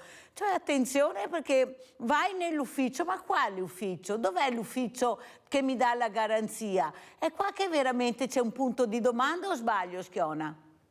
Allora, se l'ufficio è l'ufficio del fornitore, quindi aperto direttamente dal fornitore o comunque brandizzato con un unico fornitore, ci si può affidare. Logico che, come detto giustamente nel servizio, si prende la documentazione e ci si rivolge a altre persone magari di fiducia per sentire una campana diversa di coloro che magari, operando proprio nel settore della tutela, possano leggere il contratto e vedere magari ed eventualmente delle anomalie in fase di firma, la solita parola scritta prima o dopo la virgola. E altra cosa invece sono quei broker chiamati tali, quindi coloro che vendono più marchi, più compagnie, propongono più compagnie, che sostanzialmente o al telefono, quindi nascondendosi con call center il più delle volte esteri, o con i ragazzi scaricati, perché così funziona, che li scaricano nei paesi, questi fanno questo porta a porta selvaggio, perché poi alla fine difficilmente lasciano informazioni corrette, perché il loro scopo è quello di carpire la firma per guadagnare quei pochi euro, mettendosi anche in gioco loro stessi, perché poi alla fine è successo tanto tempo fa che dei ragazzi, pur di prendere dei contratti, fecero delle cose non corrette, andarono a processo e furono anche sanzionati da giudici in maniera pesante, insomma.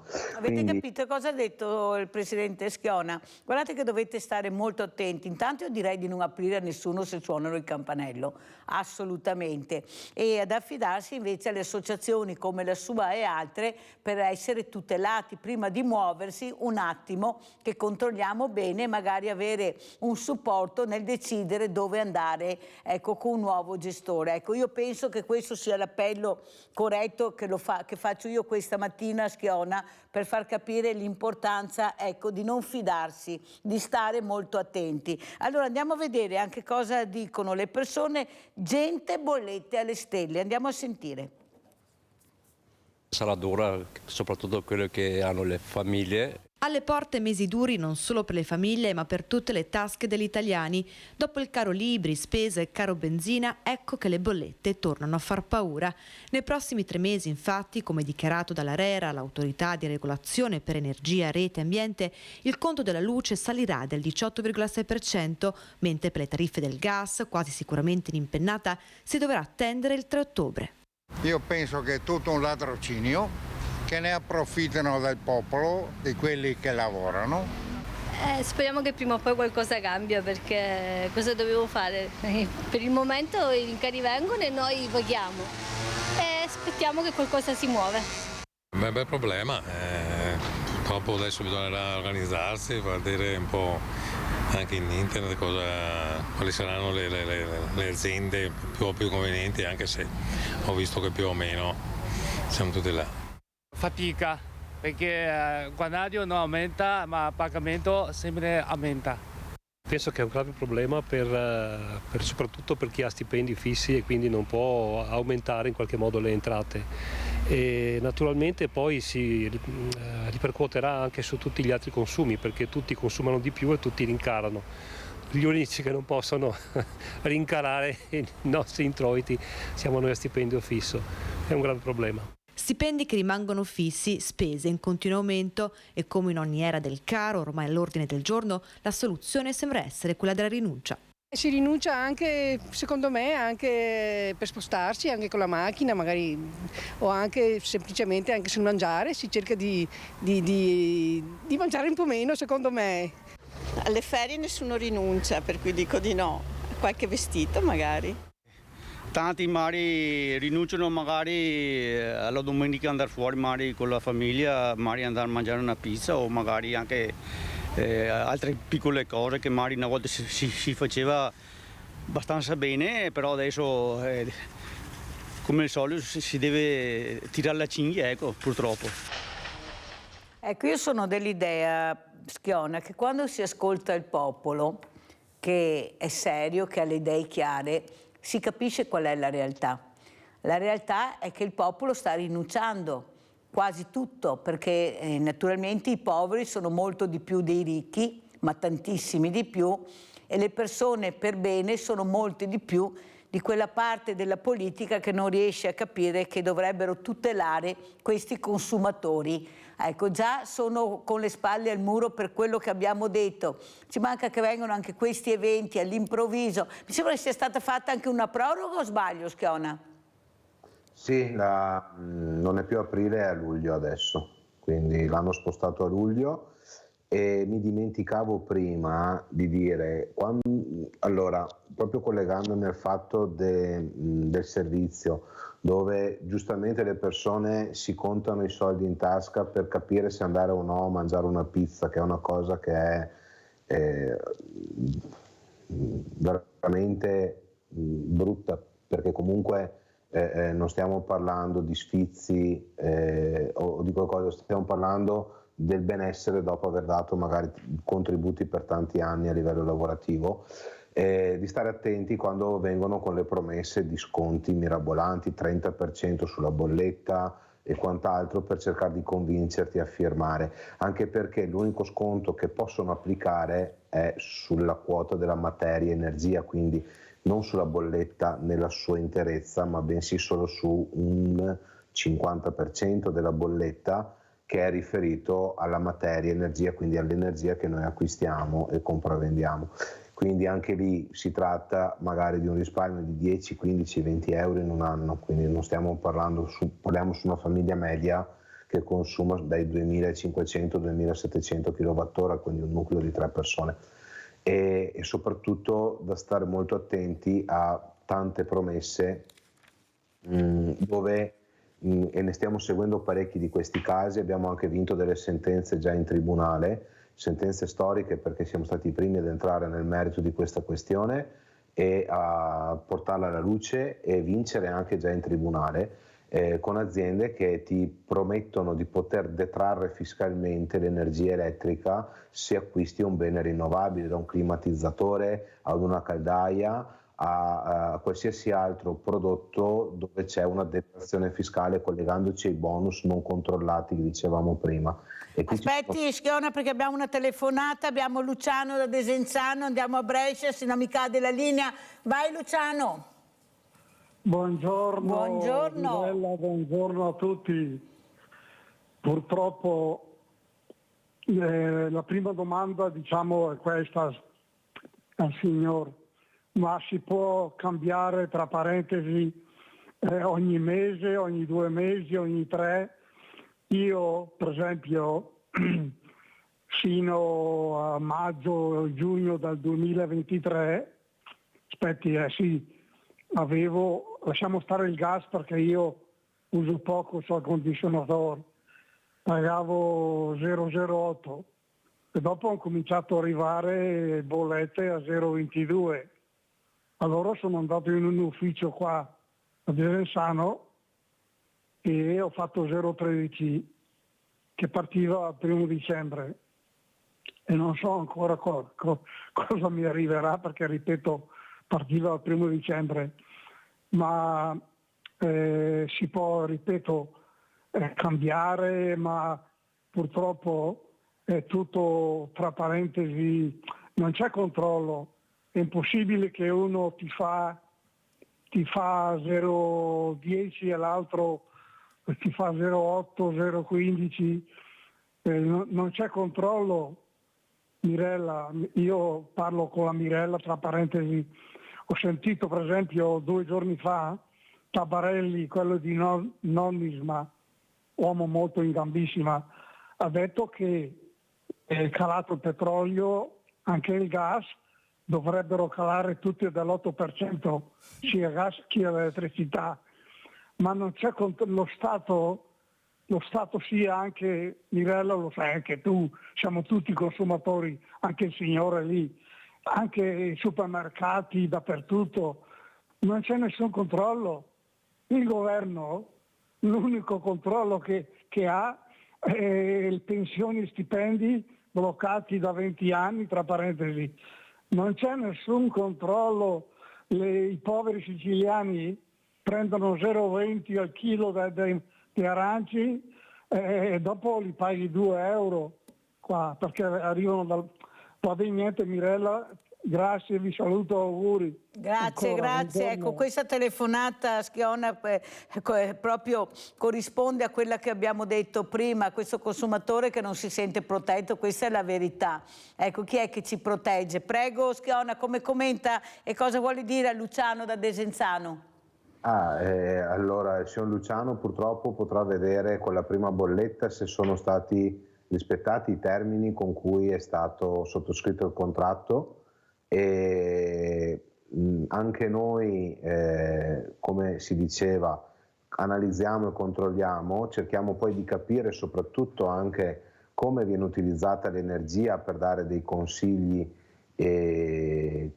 i più corretti possibile, ci sentiamo di dire, proprio perché ci sono poi offerte a prezzo variabile, dove sostanzialmente le compagnie magari, se l'energia costa poco, fatturano poco, o prezzi fissi dove magari paghi sempre una quota fissa, e se l'energia aumenta troppo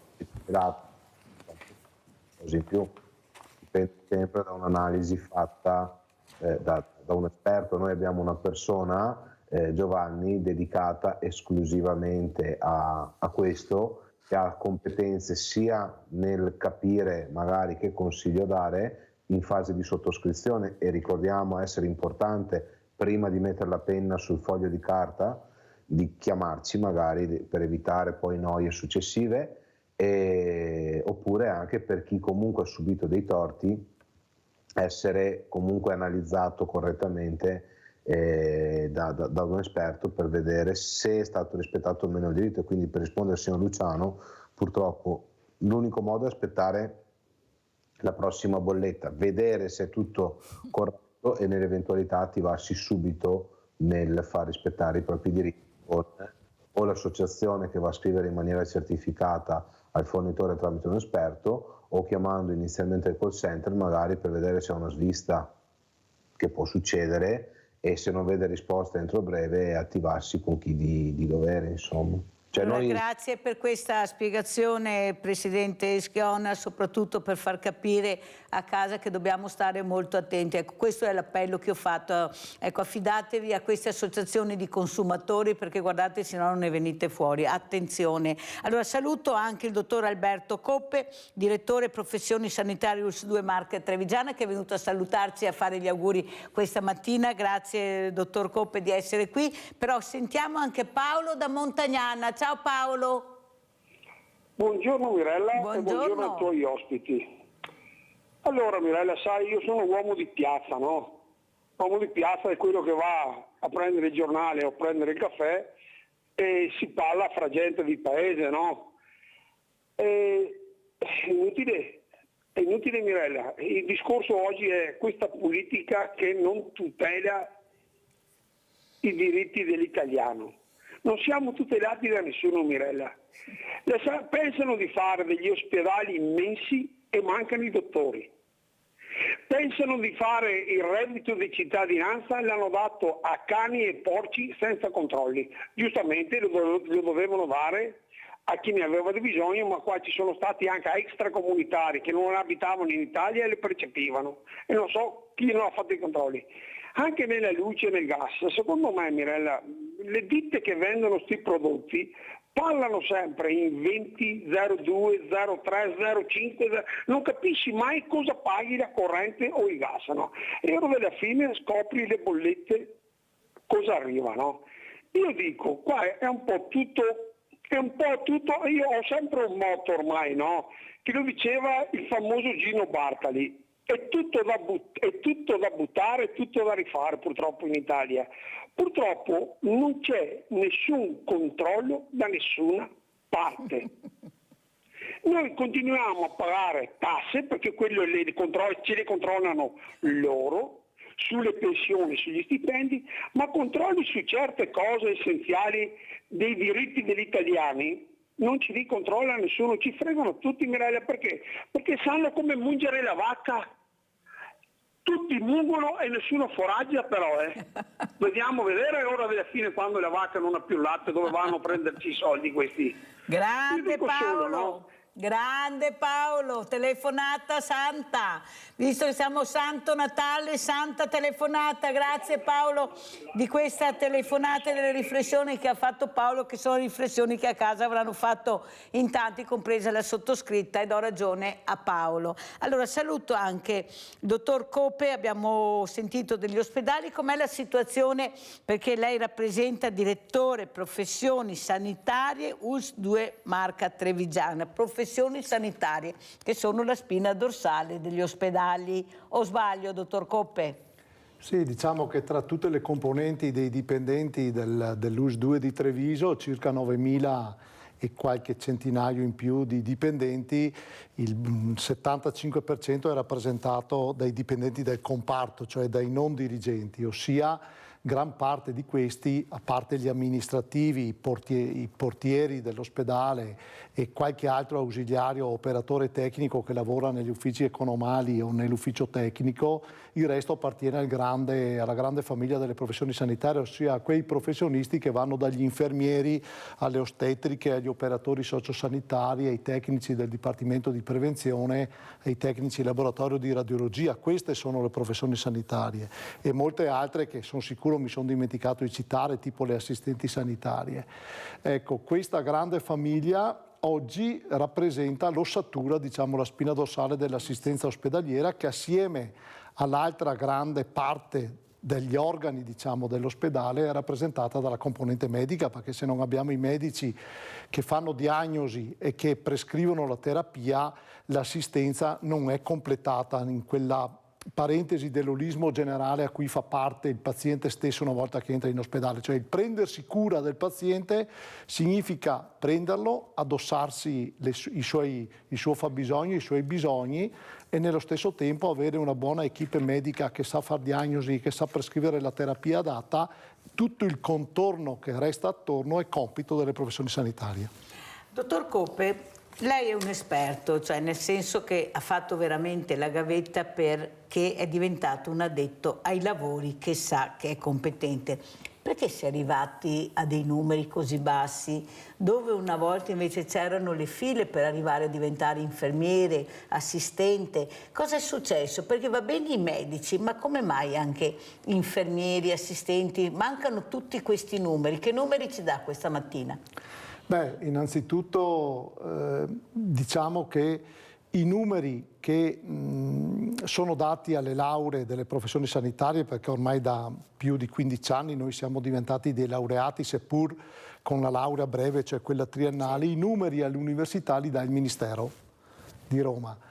Se hanno sbagliato i calcoli, come ormai è noto, perché è evidente, perché tutti, dai politici ai tecnici, ai professionisti, ai direttori generali e direttori delle risorse umane come il sottoscritto, sono dispiaciuti di questo, perché ormai sono 7-8 anni che i numeri sono sempre inferiori. Hanno chiuso dei canali di laurea, diciamo anche nella nostra azienda, perché basta fare un esempio, noi avevamo il canale di laurea degli infermieri a Conegliano Veneto che è stato chiuso, è stato rafforzato per fortuna e per una lungimiranza del nostro direttore generale che ha forzato la parte del Ministero e soprattutto la parte universitaria per portare gli studenti di infermieristica, parliamo di infermieristica in questo contesto, da 100 a 200. Quest'anno siamo partiti con 200.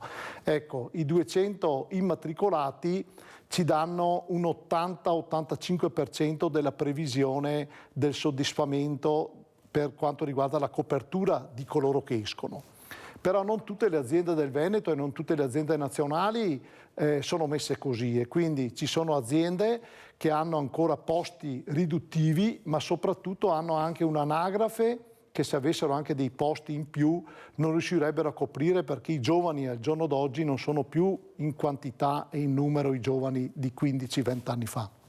Per cui c'è anche un problema di nascite, un problema quindi di adolescenti che frequentano la scuola superiore, che poi diventano uomini e donne che possono iscriversi all'università. Questi numeri non sono più quelli di un tempo, e quindi è opportuno partire con una campagna di sensibilizzazione sulle scuole superiori per riorientare o orientare, a seconda, gli studenti, per far sì che le lauree delle professioni sanitarie, il numero di immatricolati, vengano il più possibile coperti, anche perché a Treviso abbiamo una grande soddisfazione di avere diversi canali di laurea delle professioni sanitarie, oltre che il canale di laurea di medicina e chirurgia, 6 anni a Treviso, quindi rappresenta un indotto estremamente positivo per le famiglie della nostra provincia. Avere un figlio bravo che vuol fare il medico e averlo sulla porta di casa per gli studi e per il tirocinio clinico. Questa è una grande innovazione che c'è stata in questa città dell'UILS, ma soprattutto anche una lungimiranza da parte sia della politica che del direttore generale, che chiaramente ha forzato la macchina universitaria per portare questo canale di laurea. Un'opportunità, diciamo. È un'opportunità importante. È logico che se si sviluppa bene questa opportunità, si sviluppano anche i rami collaterali della professionalità della sanità, ossia le professioni sanitarie. Quindi ecco il corso di laurea di assistente sanitaria, ecco il corso di laurea degli igienisti dentali, ecco il corso di laurea di infermieristica, di ostetricia, degli audioprotesisti e dei tecnici di radiologia. E poi c'è una ciliegina sulla torta per il prossimo anno. La diciamo dopo. Allora adesso sentiamo come ci saluta Paolo Schiona, presidente Attecon, Associazione Tutela Energia Consumatori. Come ci saluta, presidente, che appello vuole fare? Prego. Allora, innanzitutto vi ringrazio sempre per la disponibilità e per dare voce anche all'associazione. E vi saluto dicendovi che nel 2024 ci aspettiamo più telefonate prima di firmare i contratti, perché vogliamo dare contributi. Stiamo con un progetto di responsabilità sociale di impresa che si chiamerà Educazione a Cristo. Aiuteremo le persone, proprio dei professionisti, ad essere indirizzate correttamente con le giuste informazioni nella firma dei contratti e nel muoversi nel mercato del consumo. Questo per aiutare il consumatore a non dare contributi economici ad aziende poco serie, ma per aiutare anche le aziende serie a presentarsi nel mercato e essere riconosciute per il valore che comunque danno tutti i giorni, dando le loro professionalità e la loro serietà. Grazie a Paolo Schiona, presidente Attecon, di essere stato con noi. Grazie, buone feste, presidente. Pubblicità.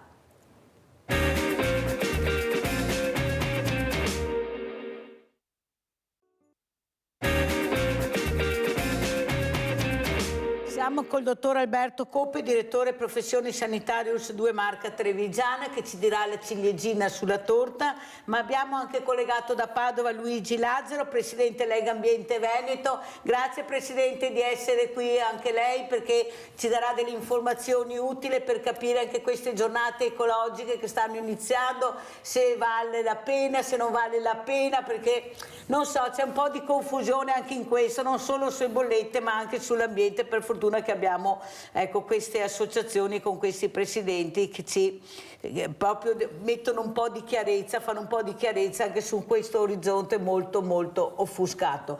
Allora, dottor Coppi, la ciliegina o leggiamo qualche numero prima? Beh, dai un po' i numeri prima. Ne facciamo leggere, che dopo non sbaglio i numeri, per carità, che sai i numeri, dimmi i numeri. Prego. Allora, come professionisti delle professioni sanitarie a Treviso abbiamo 6 corsi di laurea attivi. che agglomerano assieme quasi 850 studenti, 828. E poi abbiamo il corso di medicina sui 6 anni che mette insieme 363 studenti, futuri medici. Quindi la città di Treviso ospita quasi 1300 studenti tra le lauree delle professioni sanitarie e la laurea in medicina. Quindi la sanità con questo tipo di organizzazione possiamo dire che è protetta nella nostra azienda. Chiaramente c'è una ciliegina da mettere sulla torta, perché ormai ci siamo accorti che ci mancava un percorso di laurea in più delle professioni sanitarie a Treviso, e qui dobbiamo ringraziare l'Università degli Studi di Padova, in particolar modo il professor Dei Tos, il professor Fassan, che ci porterà il prossimo anno accademico il corso di laurea dei tecnici di laboratorio biomedico. 20 posti innovativi a Treviso per questa branca professionale importantissima che svolge le funzioni delle analisi chimiche cliniche a livello del corpo umano, quindi sangue, urine, feci, escreato, eccetera. Quindi l'anatomia patologica come unità operativa complessa, il laboratorio analisi, il centro trasfusionale, la farmacia e la microbiologia. Queste sono le unità operative nelle quali lavorano i tecnici di laboratorio biomedico. Quindi avremo il 7° corso di laurea delle professioni sanitarie a Treviso, che si aggiunge a tutti gli altri che abbiamo ricordato prima. Questo è un ottimo risultato, e su questo c'è sempre la lungimiranza di un direttore generale che ha avuto il pregio di va bene, costruire anche grazie alla Regione e ai contributi regionali le logistiche, le location, i nuovi edifici ospedalieri. Ma se all'interno degli edifici non c'è la risorsa umana che ci lavora, gli edifici non contano niente. Ecco il punto di raccordo tra le due cose della sanità trevigiana. E ha fatto bene a spiegarlo. Allora, Presidente Lazzaro, salute pubblica, perché se l'ambiente è un ambiente pulito, un ambiente sano, dove si respira, cosa ci dice? Com'è la situazione a fine 2023? Queste giornate ecologiche servono o non servono? Questi cammini accesi? Prego. Beh, intanto buongiorno a voi in studio, buongiorno a chi ci segue da casa.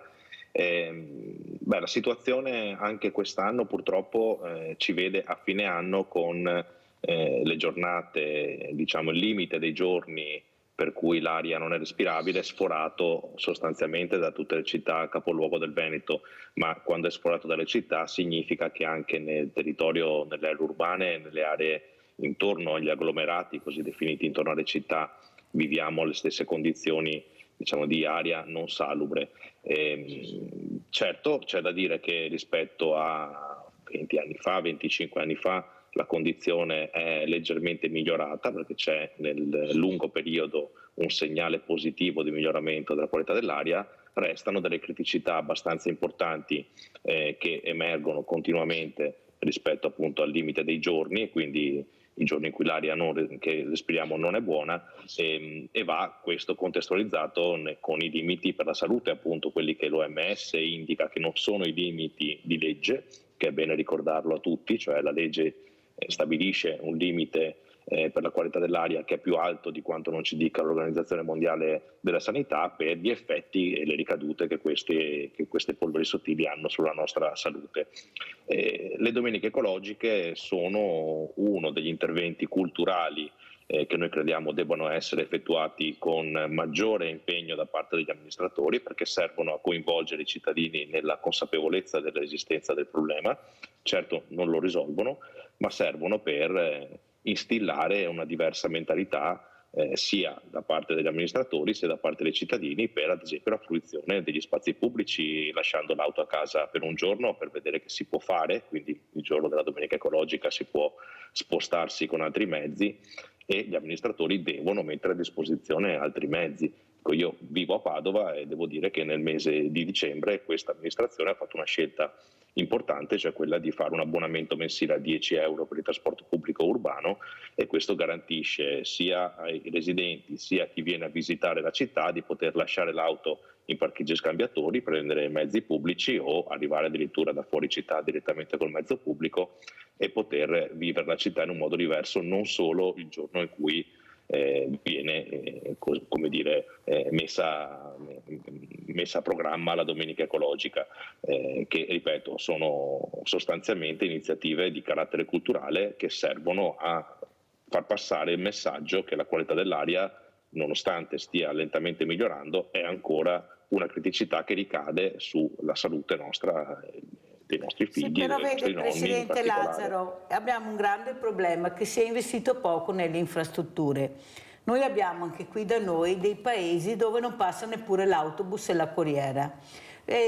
Queste persone che delle volte anche chiamano e continua a dire: io come mi sposto da casa? Piste ciclabili non ne parliamo, delle volte non so se prima di fare la pista ciclabile hanno pensato veramente come andava fatta e dove andava fatta, perché ci sono delle situazioni che sono veramente incredibili. Ecco, questo non investire, perché poi questo si riversa poi nella salute pubblica, perché giustamente se respiro bene è un discorso, ma se respiro male e respiro sempre queste polveri sottili non va bene. Ecco, perché non si è investito nelle infrastrutture proprio per far capire l'importanza anche culturale del cittadino? Perché tutto parte da là. Io vorrei anche farlo, ma dammi la possibilità, se no come facciamo? Prego, Presidente.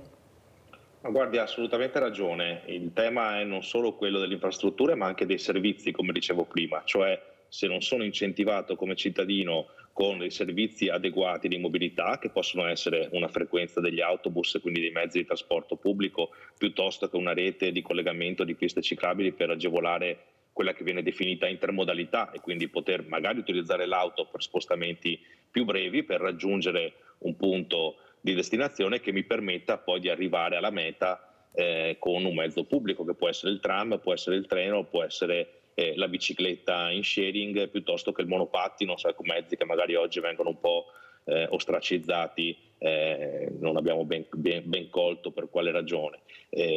Quindi l'infrastruttura è fondamentale, però serve aggiungere i servizi alle infrastrutture, e su questo siamo stati veramente carenti direi, negli ultimi 20 anni, negli ultimi 30 anni purtroppo.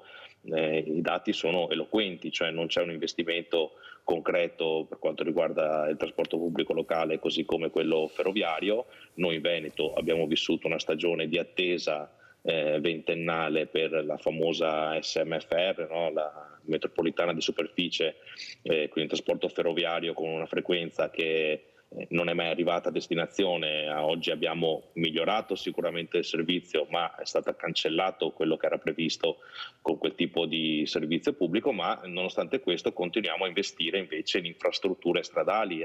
Gli annunci delle ultime settimane rimarcano quello che è un consueto metodo degli ultimi 20 anni di pianificare la mobilità, che è quello di costruire, allargare nuove strade, costruirne di nuove, e per far andare la mobilità privata, che è questo sostanzialmente quello su cui chi ha governato, che governa, continua a investire. Presidente, la interrompo un secondo perché è arrivata un'altra telefonata, se no mi cade la linea. Abbiamo Claudio da Marano, che piacere sentirti Claudio.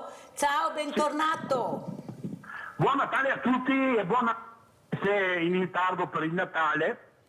Ma io volevo precisare una cosa, perché spesso si dice in giro che le privatizzazioni dell'Enel le ha fatte Bersani, in realtà l'ideologia comunque di privatizzazione è un'ideologia di destra, è inutile che ci girano attorno. Chi vota a destra è per la privatizzazione, e se continua così privatizzeranno anche la vostra via di casa. Allora, secondo me, quando andrete a votare, e dovete andare a votare, cercate di scegliere anche per un mercato più tutelato in futuro, perché è inutile che lo dice Europa, ma in cima ci sono sempre delle gente che pensa. Evidentemente chi ha voluto privatizzare l'energia voleva avere un'ideologia di destra, perché un'ideologia comunista sicuramente non vuole la privatizzazione, che è di sinistra. Io penso che quello che è successo l'anno scorso, dove i prezzi dell'energia erano andati fuori da qualsiasi ragionamento, è il chiaro futuro che ci aspetta. Cioè, si farà quello che si vuole, Buona giornata signori, buon Natale e buon anno a tutti. Grazie, grazie caro Claudio. Allora andiamo a vedere adesso corsi di laurea professioni sanitarie e poi lo commentiamo col dottor Coppe.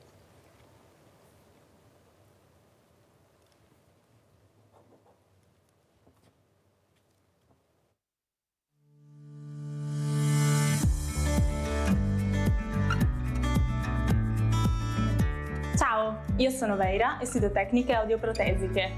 Imparo ad aiutare i pazienti con difficoltà uditive. Questo è il polo didattico diffuso delle professioni sanitarie di Treviso e questi sono i futuri professionisti della salute che studiano con me. Sono Mario e studio assistenza sanitaria per imparare a fare prevenzione. Oggi sono in laboratorio per esercitarmi sulle tecniche di vaccinazione che metterò in pratica durante il tirocinio. Spesso però ci troviamo con gli studenti degli altri corsi di laurea per svolgere dei laboratori trasversali alle professioni, come ad esempio quello sul prelievo venoso.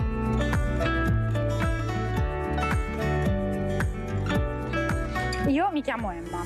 Nel corso di laurea in infermieristica, noi tirocinanti impariamo ad assistere la persona di ogni età, in ospedale, nel territorio e anche in situazioni di emergenza.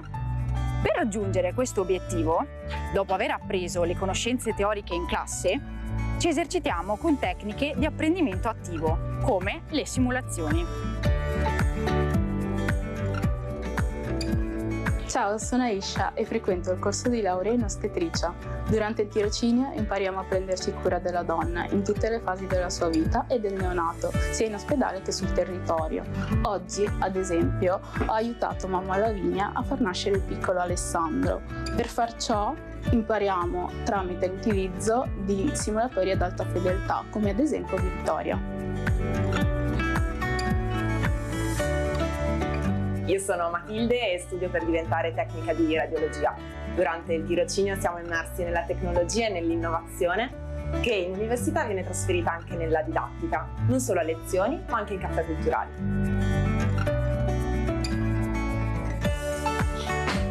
Ciao a tutti, mi chiamo Leonardo e frequento il corso di laurea in igiene dentale. Nel nostro corso di laurea non ci occupiamo solamente di prenderci cura del vostro sorriso, ma di promuovere anche equità e uguaglianza realizzando eventi come questo flash mob.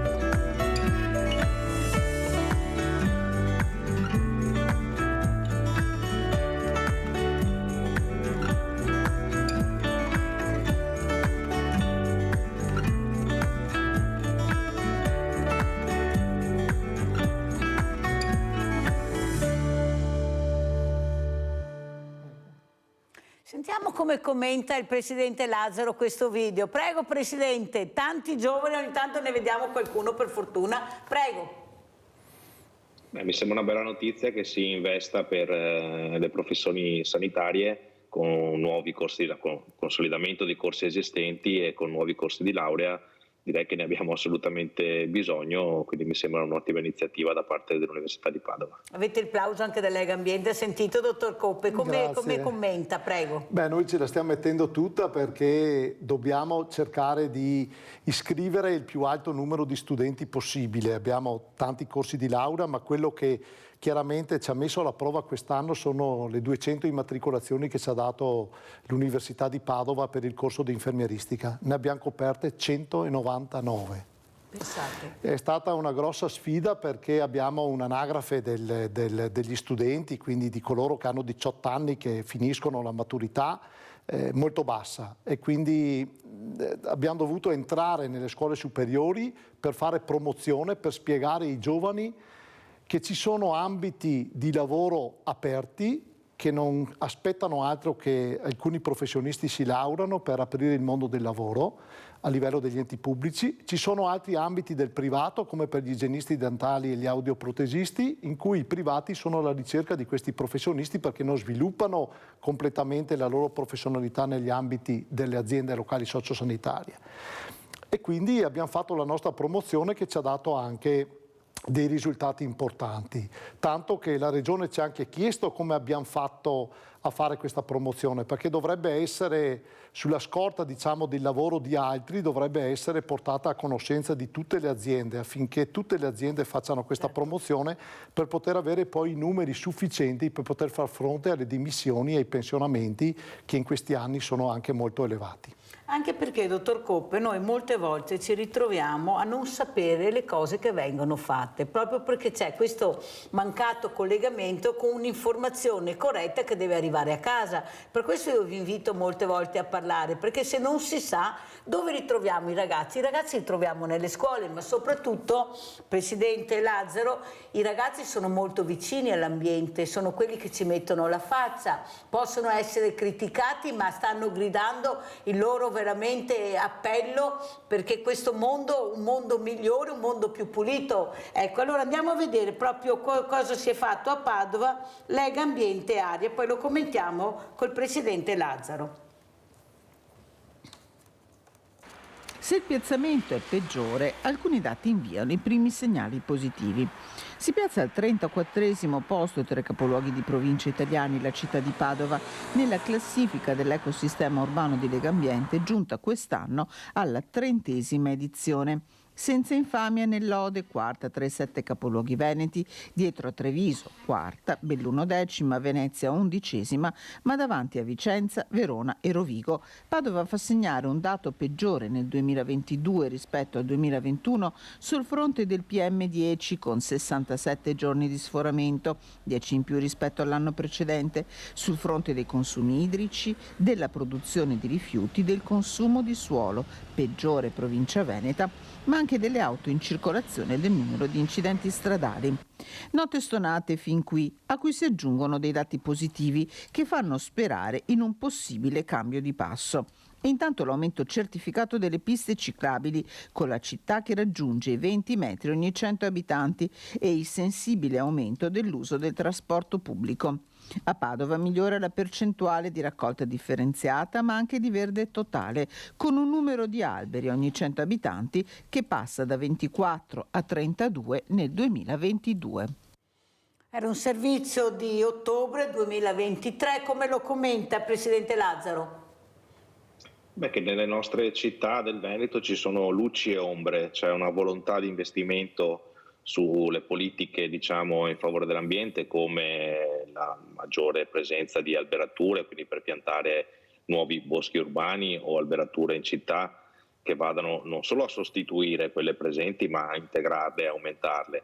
C'è la volontà di fare nuovi percorsi ciclabili, percorsi in sicurezza per muoversi con altri mezzi appunto che non siano l'auto privata, e c'è la volontà di investire, il servizio non lo diceva, ma è un dato importante che rileva l'ecosistema urbano anche sulle energie rinnovabili, cioè quelli pannelli fotovoltaici, per dirne uno più conosciuto, diciamo, la più conosciuta fonte di energia rinnovabile, su cui le amministrazioni stanno investendo, poi installando magari le colonnine di ricarica per i mezzi elettrici. Penso a Treviso, ad esempio, che è, tra le città diciamo, del Veneto è quella che ha fatto un investimento in questo senso più importante. Poi ci sono le ombre però, che sono appunto la difficoltà di offrire servizi coerenti che spostino la mobilità delle persone dal mezzo privato individuale al mezzo collettivo, che agevolino quindi un modo diverso di vivere le città, la creazione di aree sicure come le zone pedonali, le aree 30, piuttosto che le strade scolastiche, che sono un altro elemento interessante che il rapporto analizza e che ci fanno vedere come ci sia ancora una cultura estesa dell'utilizzo diciamo, del mezzo dell'automobile come prolungamento del nostro corpo, cosa abbastanza innaturale, e quindi siamo abituati a guidare fino ai centri delle città pensando di poter, o fino a di fronte agli ingressi delle scuole, senza pensare a quelle che sono le ripercussioni per la salute appunto, ma anche per gli incidenti stradali che sono nel nostro paese ad esempio in aumento, e lo sono anche in Veneto. C'è da dire che con la pandemia la ripresa dell'uso del mezzo pubblico è stata lenta, però c'è stata. Ci sono alcuni segmenti in declino, ma altri, come segnalava il servizio per la città di Padova, sono in grande aumento. Penso al servizio che offre il tram, ad esempio, che è un mezzo di mobilità in corsia riservata con una frequenza elevata che garantisce all'utente di avere un servizio di qualità e quindi di poter il cittadino pensare di utilizzare quel mezzo invece della propria auto, perché è efficace, efficiente e ci permette di raggiungere la destinazione nel modo migliore possibile, senza perdere tempo imbottigliati nel traffico, ad esempio a cercare il parcheggio. Abbiamo Nadia, Presidente, se no cade la linea. Vai Nadia da Treviso. Ciao Mirella, buongiorno ai tuoi ospiti e tanti auguri. Grazie. Niente, io volevo dire, ma come nella mia zona, come posso andare fuori da casa mia senza la macchina? Che il primo a posto da andare a prendere all'autobus devo fare 2 chilometri a piedi. Io di conseguenza devo spostarmi con la macchina. Non tutte le zone sono servite. Poi ieri mi leggo sul telefonino, in un comune qua del Veneto hanno comprato gli autobus elettrici, hanno fatto un sottopasso dove hanno evidenziato che gli autobus non passano perché hanno fatto il sottopasso troppo basso. Adesso devono rifare i lavori, ma questi tecnici, ci hanno pensato e sono tutti soldi buttati via, perché adesso devono rifare il lavoro. Ma no, non so mica mia. Proprio non mi faccio ormai fa schifo tutto. Mirella, finiamo male il 2023, ma non cominciamo bene il 2024. Grazie, arrivederci e buona giornata. No, hai fatto bene Nadia a ricordarlo, perché mi viene in mente anche l'ospedale di Mestre che avevano fatto le stanze che non passavano, gli ascensori che non passavano, le lettighe. No, veramente hai fatto bene a dirlo. Allora però, Presidente Lazzaro, quello che io vorrei capire è giusto quello che lei ha detto, e noi, mi sembra, specialmente noi poi a Treviso, anche sulla raccolta differenziata siamo ai primi posti, ma il problema grande è che qualcuno non capisce perché a livello governativo e anche a livello regionale sentiamo parlare molto della pista da bob, di questa maledetta pista da bob, la definisco io Presidente, non ne posso più veramente, e del ponte di Messina. Lei come Lega Ambiente cosa ci dice? Beh, sentiamo parlare anche della pedemontana del Veneto da terminare, di nuove autostrade per raggiungere il mare, di nuove autostrade per collegare il territorio del Veneto, perché sempre l'idea, come dicevo prima, è che la mobilità, che le grandi opere possono essere la soluzione per il cittadino. In realtà, così come la pista da bob o il ponte sullo stretto di Messina, sono così delle chimere rispetto a non far vedere quali sono i veri problemi ai cittadini e dove dovrebbero andare, diciamo, le risorse degli investimenti. Ha ragione la signora quando dice io devo fare 2 chilometri per raggiungere la fermata dell'autobus più vicina, quindi non posso fare a meno di prendere l'automobile, anche perché magari vive in un territorio dove le strade non sono in sicurezza per i pedoni e per i ciclisti, dove si sfreccia a velocità elevate senza i controlli da parte delle forze dell'ordine, e magari quando i controlli ci sono nascono anche le proteste, come abbiamo visto nei mesi scorsi da parte dei cittadini che non pretendono di non rispettare i limiti di velocità. Quindi c'è un tema che si sovrappone, diciamo, a quello del controllo, a quello culturale, quindi a quello dell'amministrazione, a quello del ruolo del corretto, del buon cittadino, e lo stesso vale per le progettazioni, cioè come quel sottopasso. Sempre qualche giorno fa abbiamo letto di persone dover scendere dal treno al Brennero perché non passavano sotto la nuova galleria, insomma, ecco, la galleria del Brennero, i nuovi treni non passavano sotto la galleria del Brennero, e quindi insomma, c'è un elemento di lassismo rispetto a quello che dovrebbe essere. Ma come Lega Ambiente, Presidente, cosa ne pensa di questo ponte di Messina? Perché i grandi esperti dicono che è impossibile farlo, proprio non esiste. Lei cosa dice? Lei rappresenta Lega Ambiente? Noi siamo assolutamente convinti che il ponte sullo stretto di Messina sia un'opera che non serve al nostro paese. Basti pensare che a Messina, insomma, diciamo, da quando si è in Sicilia per raggiungere un altro territorio della stessa isola ci vogliono ore e ore di treno. Il servizio di infrastrutture ferroviarie interno è un servizio su cui non si è investito in questi anni.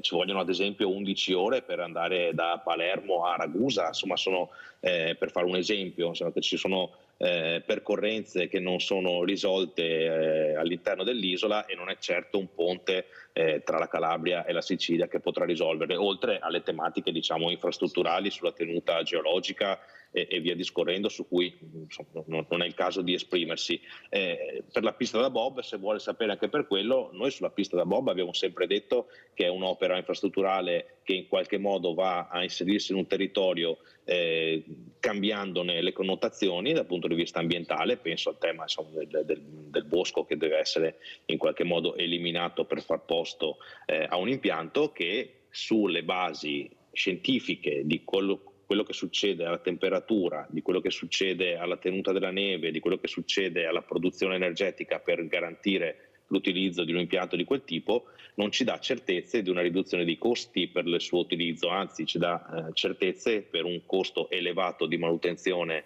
e di utilizzo di quell'impianto, che ad oggi non abbiamo altre certezze. Presidente, devono sempre vincere in questo paese le lobby, non il buon senso del governo e della politica. Ma perché dobbiamo sempre continuare a sentire sempre che vincono le lobby anche contro la volontà? Perché quando sento qualche politico che dice gli italiani vogliono, no, calma, quali italiani vogliono? Calma con questa parola che si riempiono la bocca. Gli italiani vogliono qualcos'altro. Gli italiani che hanno buon senso, e basta ascoltarli, vogliono servizi alle persone, vogliono infrastrutture che li renda più agevoli quando escono di casa. No, gli italiani vogliono questo, non è vero, dobbiamo anche dirlo. Allora andiamo a vedere invece queste feste, devo correre purtroppo perché il tempo è tiranno, questo video, feste ULSS 2, poi lo commentiamo col dottor Alberto Coppe.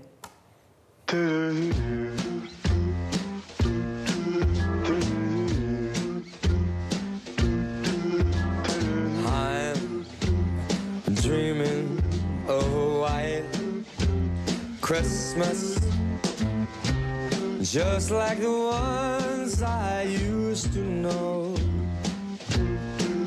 where the treetops glisten and the children listen to hear sleigh bells in the snow. The snow said I'm dreaming of a white Christmas, with every Christmas card I write. May your days, may your days, may your days be merry and bright, and may all your Christmases be white.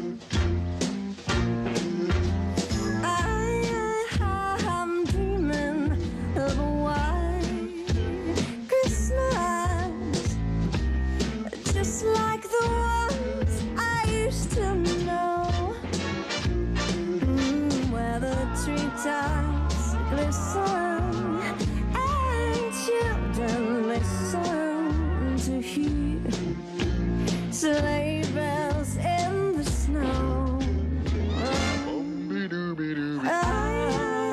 I'm dreaming of a white Christmas, with every Christmas card I write.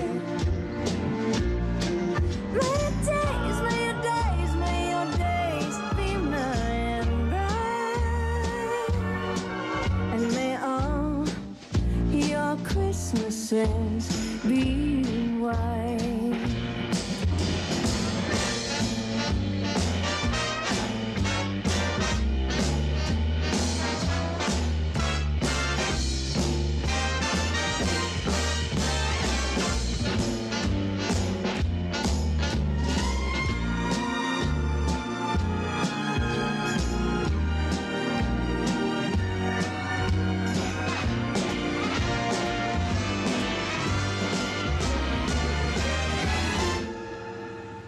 I'm dreaming of a white Christmas,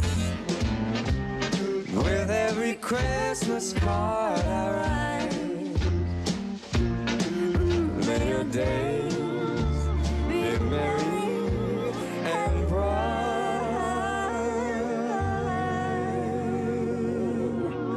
and may all your Christmases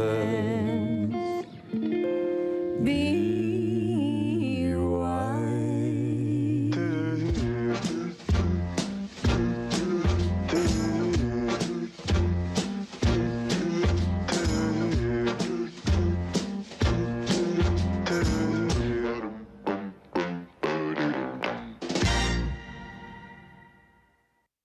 Immagine che abbiamo visto anche questa siringa col vaccino, col Covid. Com'è la situazione, dottor Coppe? Beh, diciamo che in ambiente negli ospedali della Marca Trevigiana siamo passati da circa 180-190 pazienti ricoverati con Covid ad attuali 100. Però stamattina parlandone con il nostro direttore generale, salutiamo, al dottor Benazzi, sì, facciamo gli auguri di buone feste. Ci diceva che questo è un periodo nel quale non ci attendiamo una diminuzione dei casi di Covid, perché l'ammassamento, le cene, le scuole che sono state chiuse, quindi i ragazzi che si ritrovano in comunità, nei bar, ma soprattutto anche nelle balere, nelle discoteche o in altri luoghi dove è comune che i ragazzi si trovino, sta circolando il Covid e quindi ci apprestiamo e andremo incontro a una leggera rialzata durante le festività per poi continuare a diminuire. Quindi diciamo che in questo momento qui la linea di plateau ci torna conto, dobbiamo un attimino proteggerci maggiormente dove c'è comunità, dove c'è afflusso di persone. Dove siete aperti, ad esempio, questa fine settimana?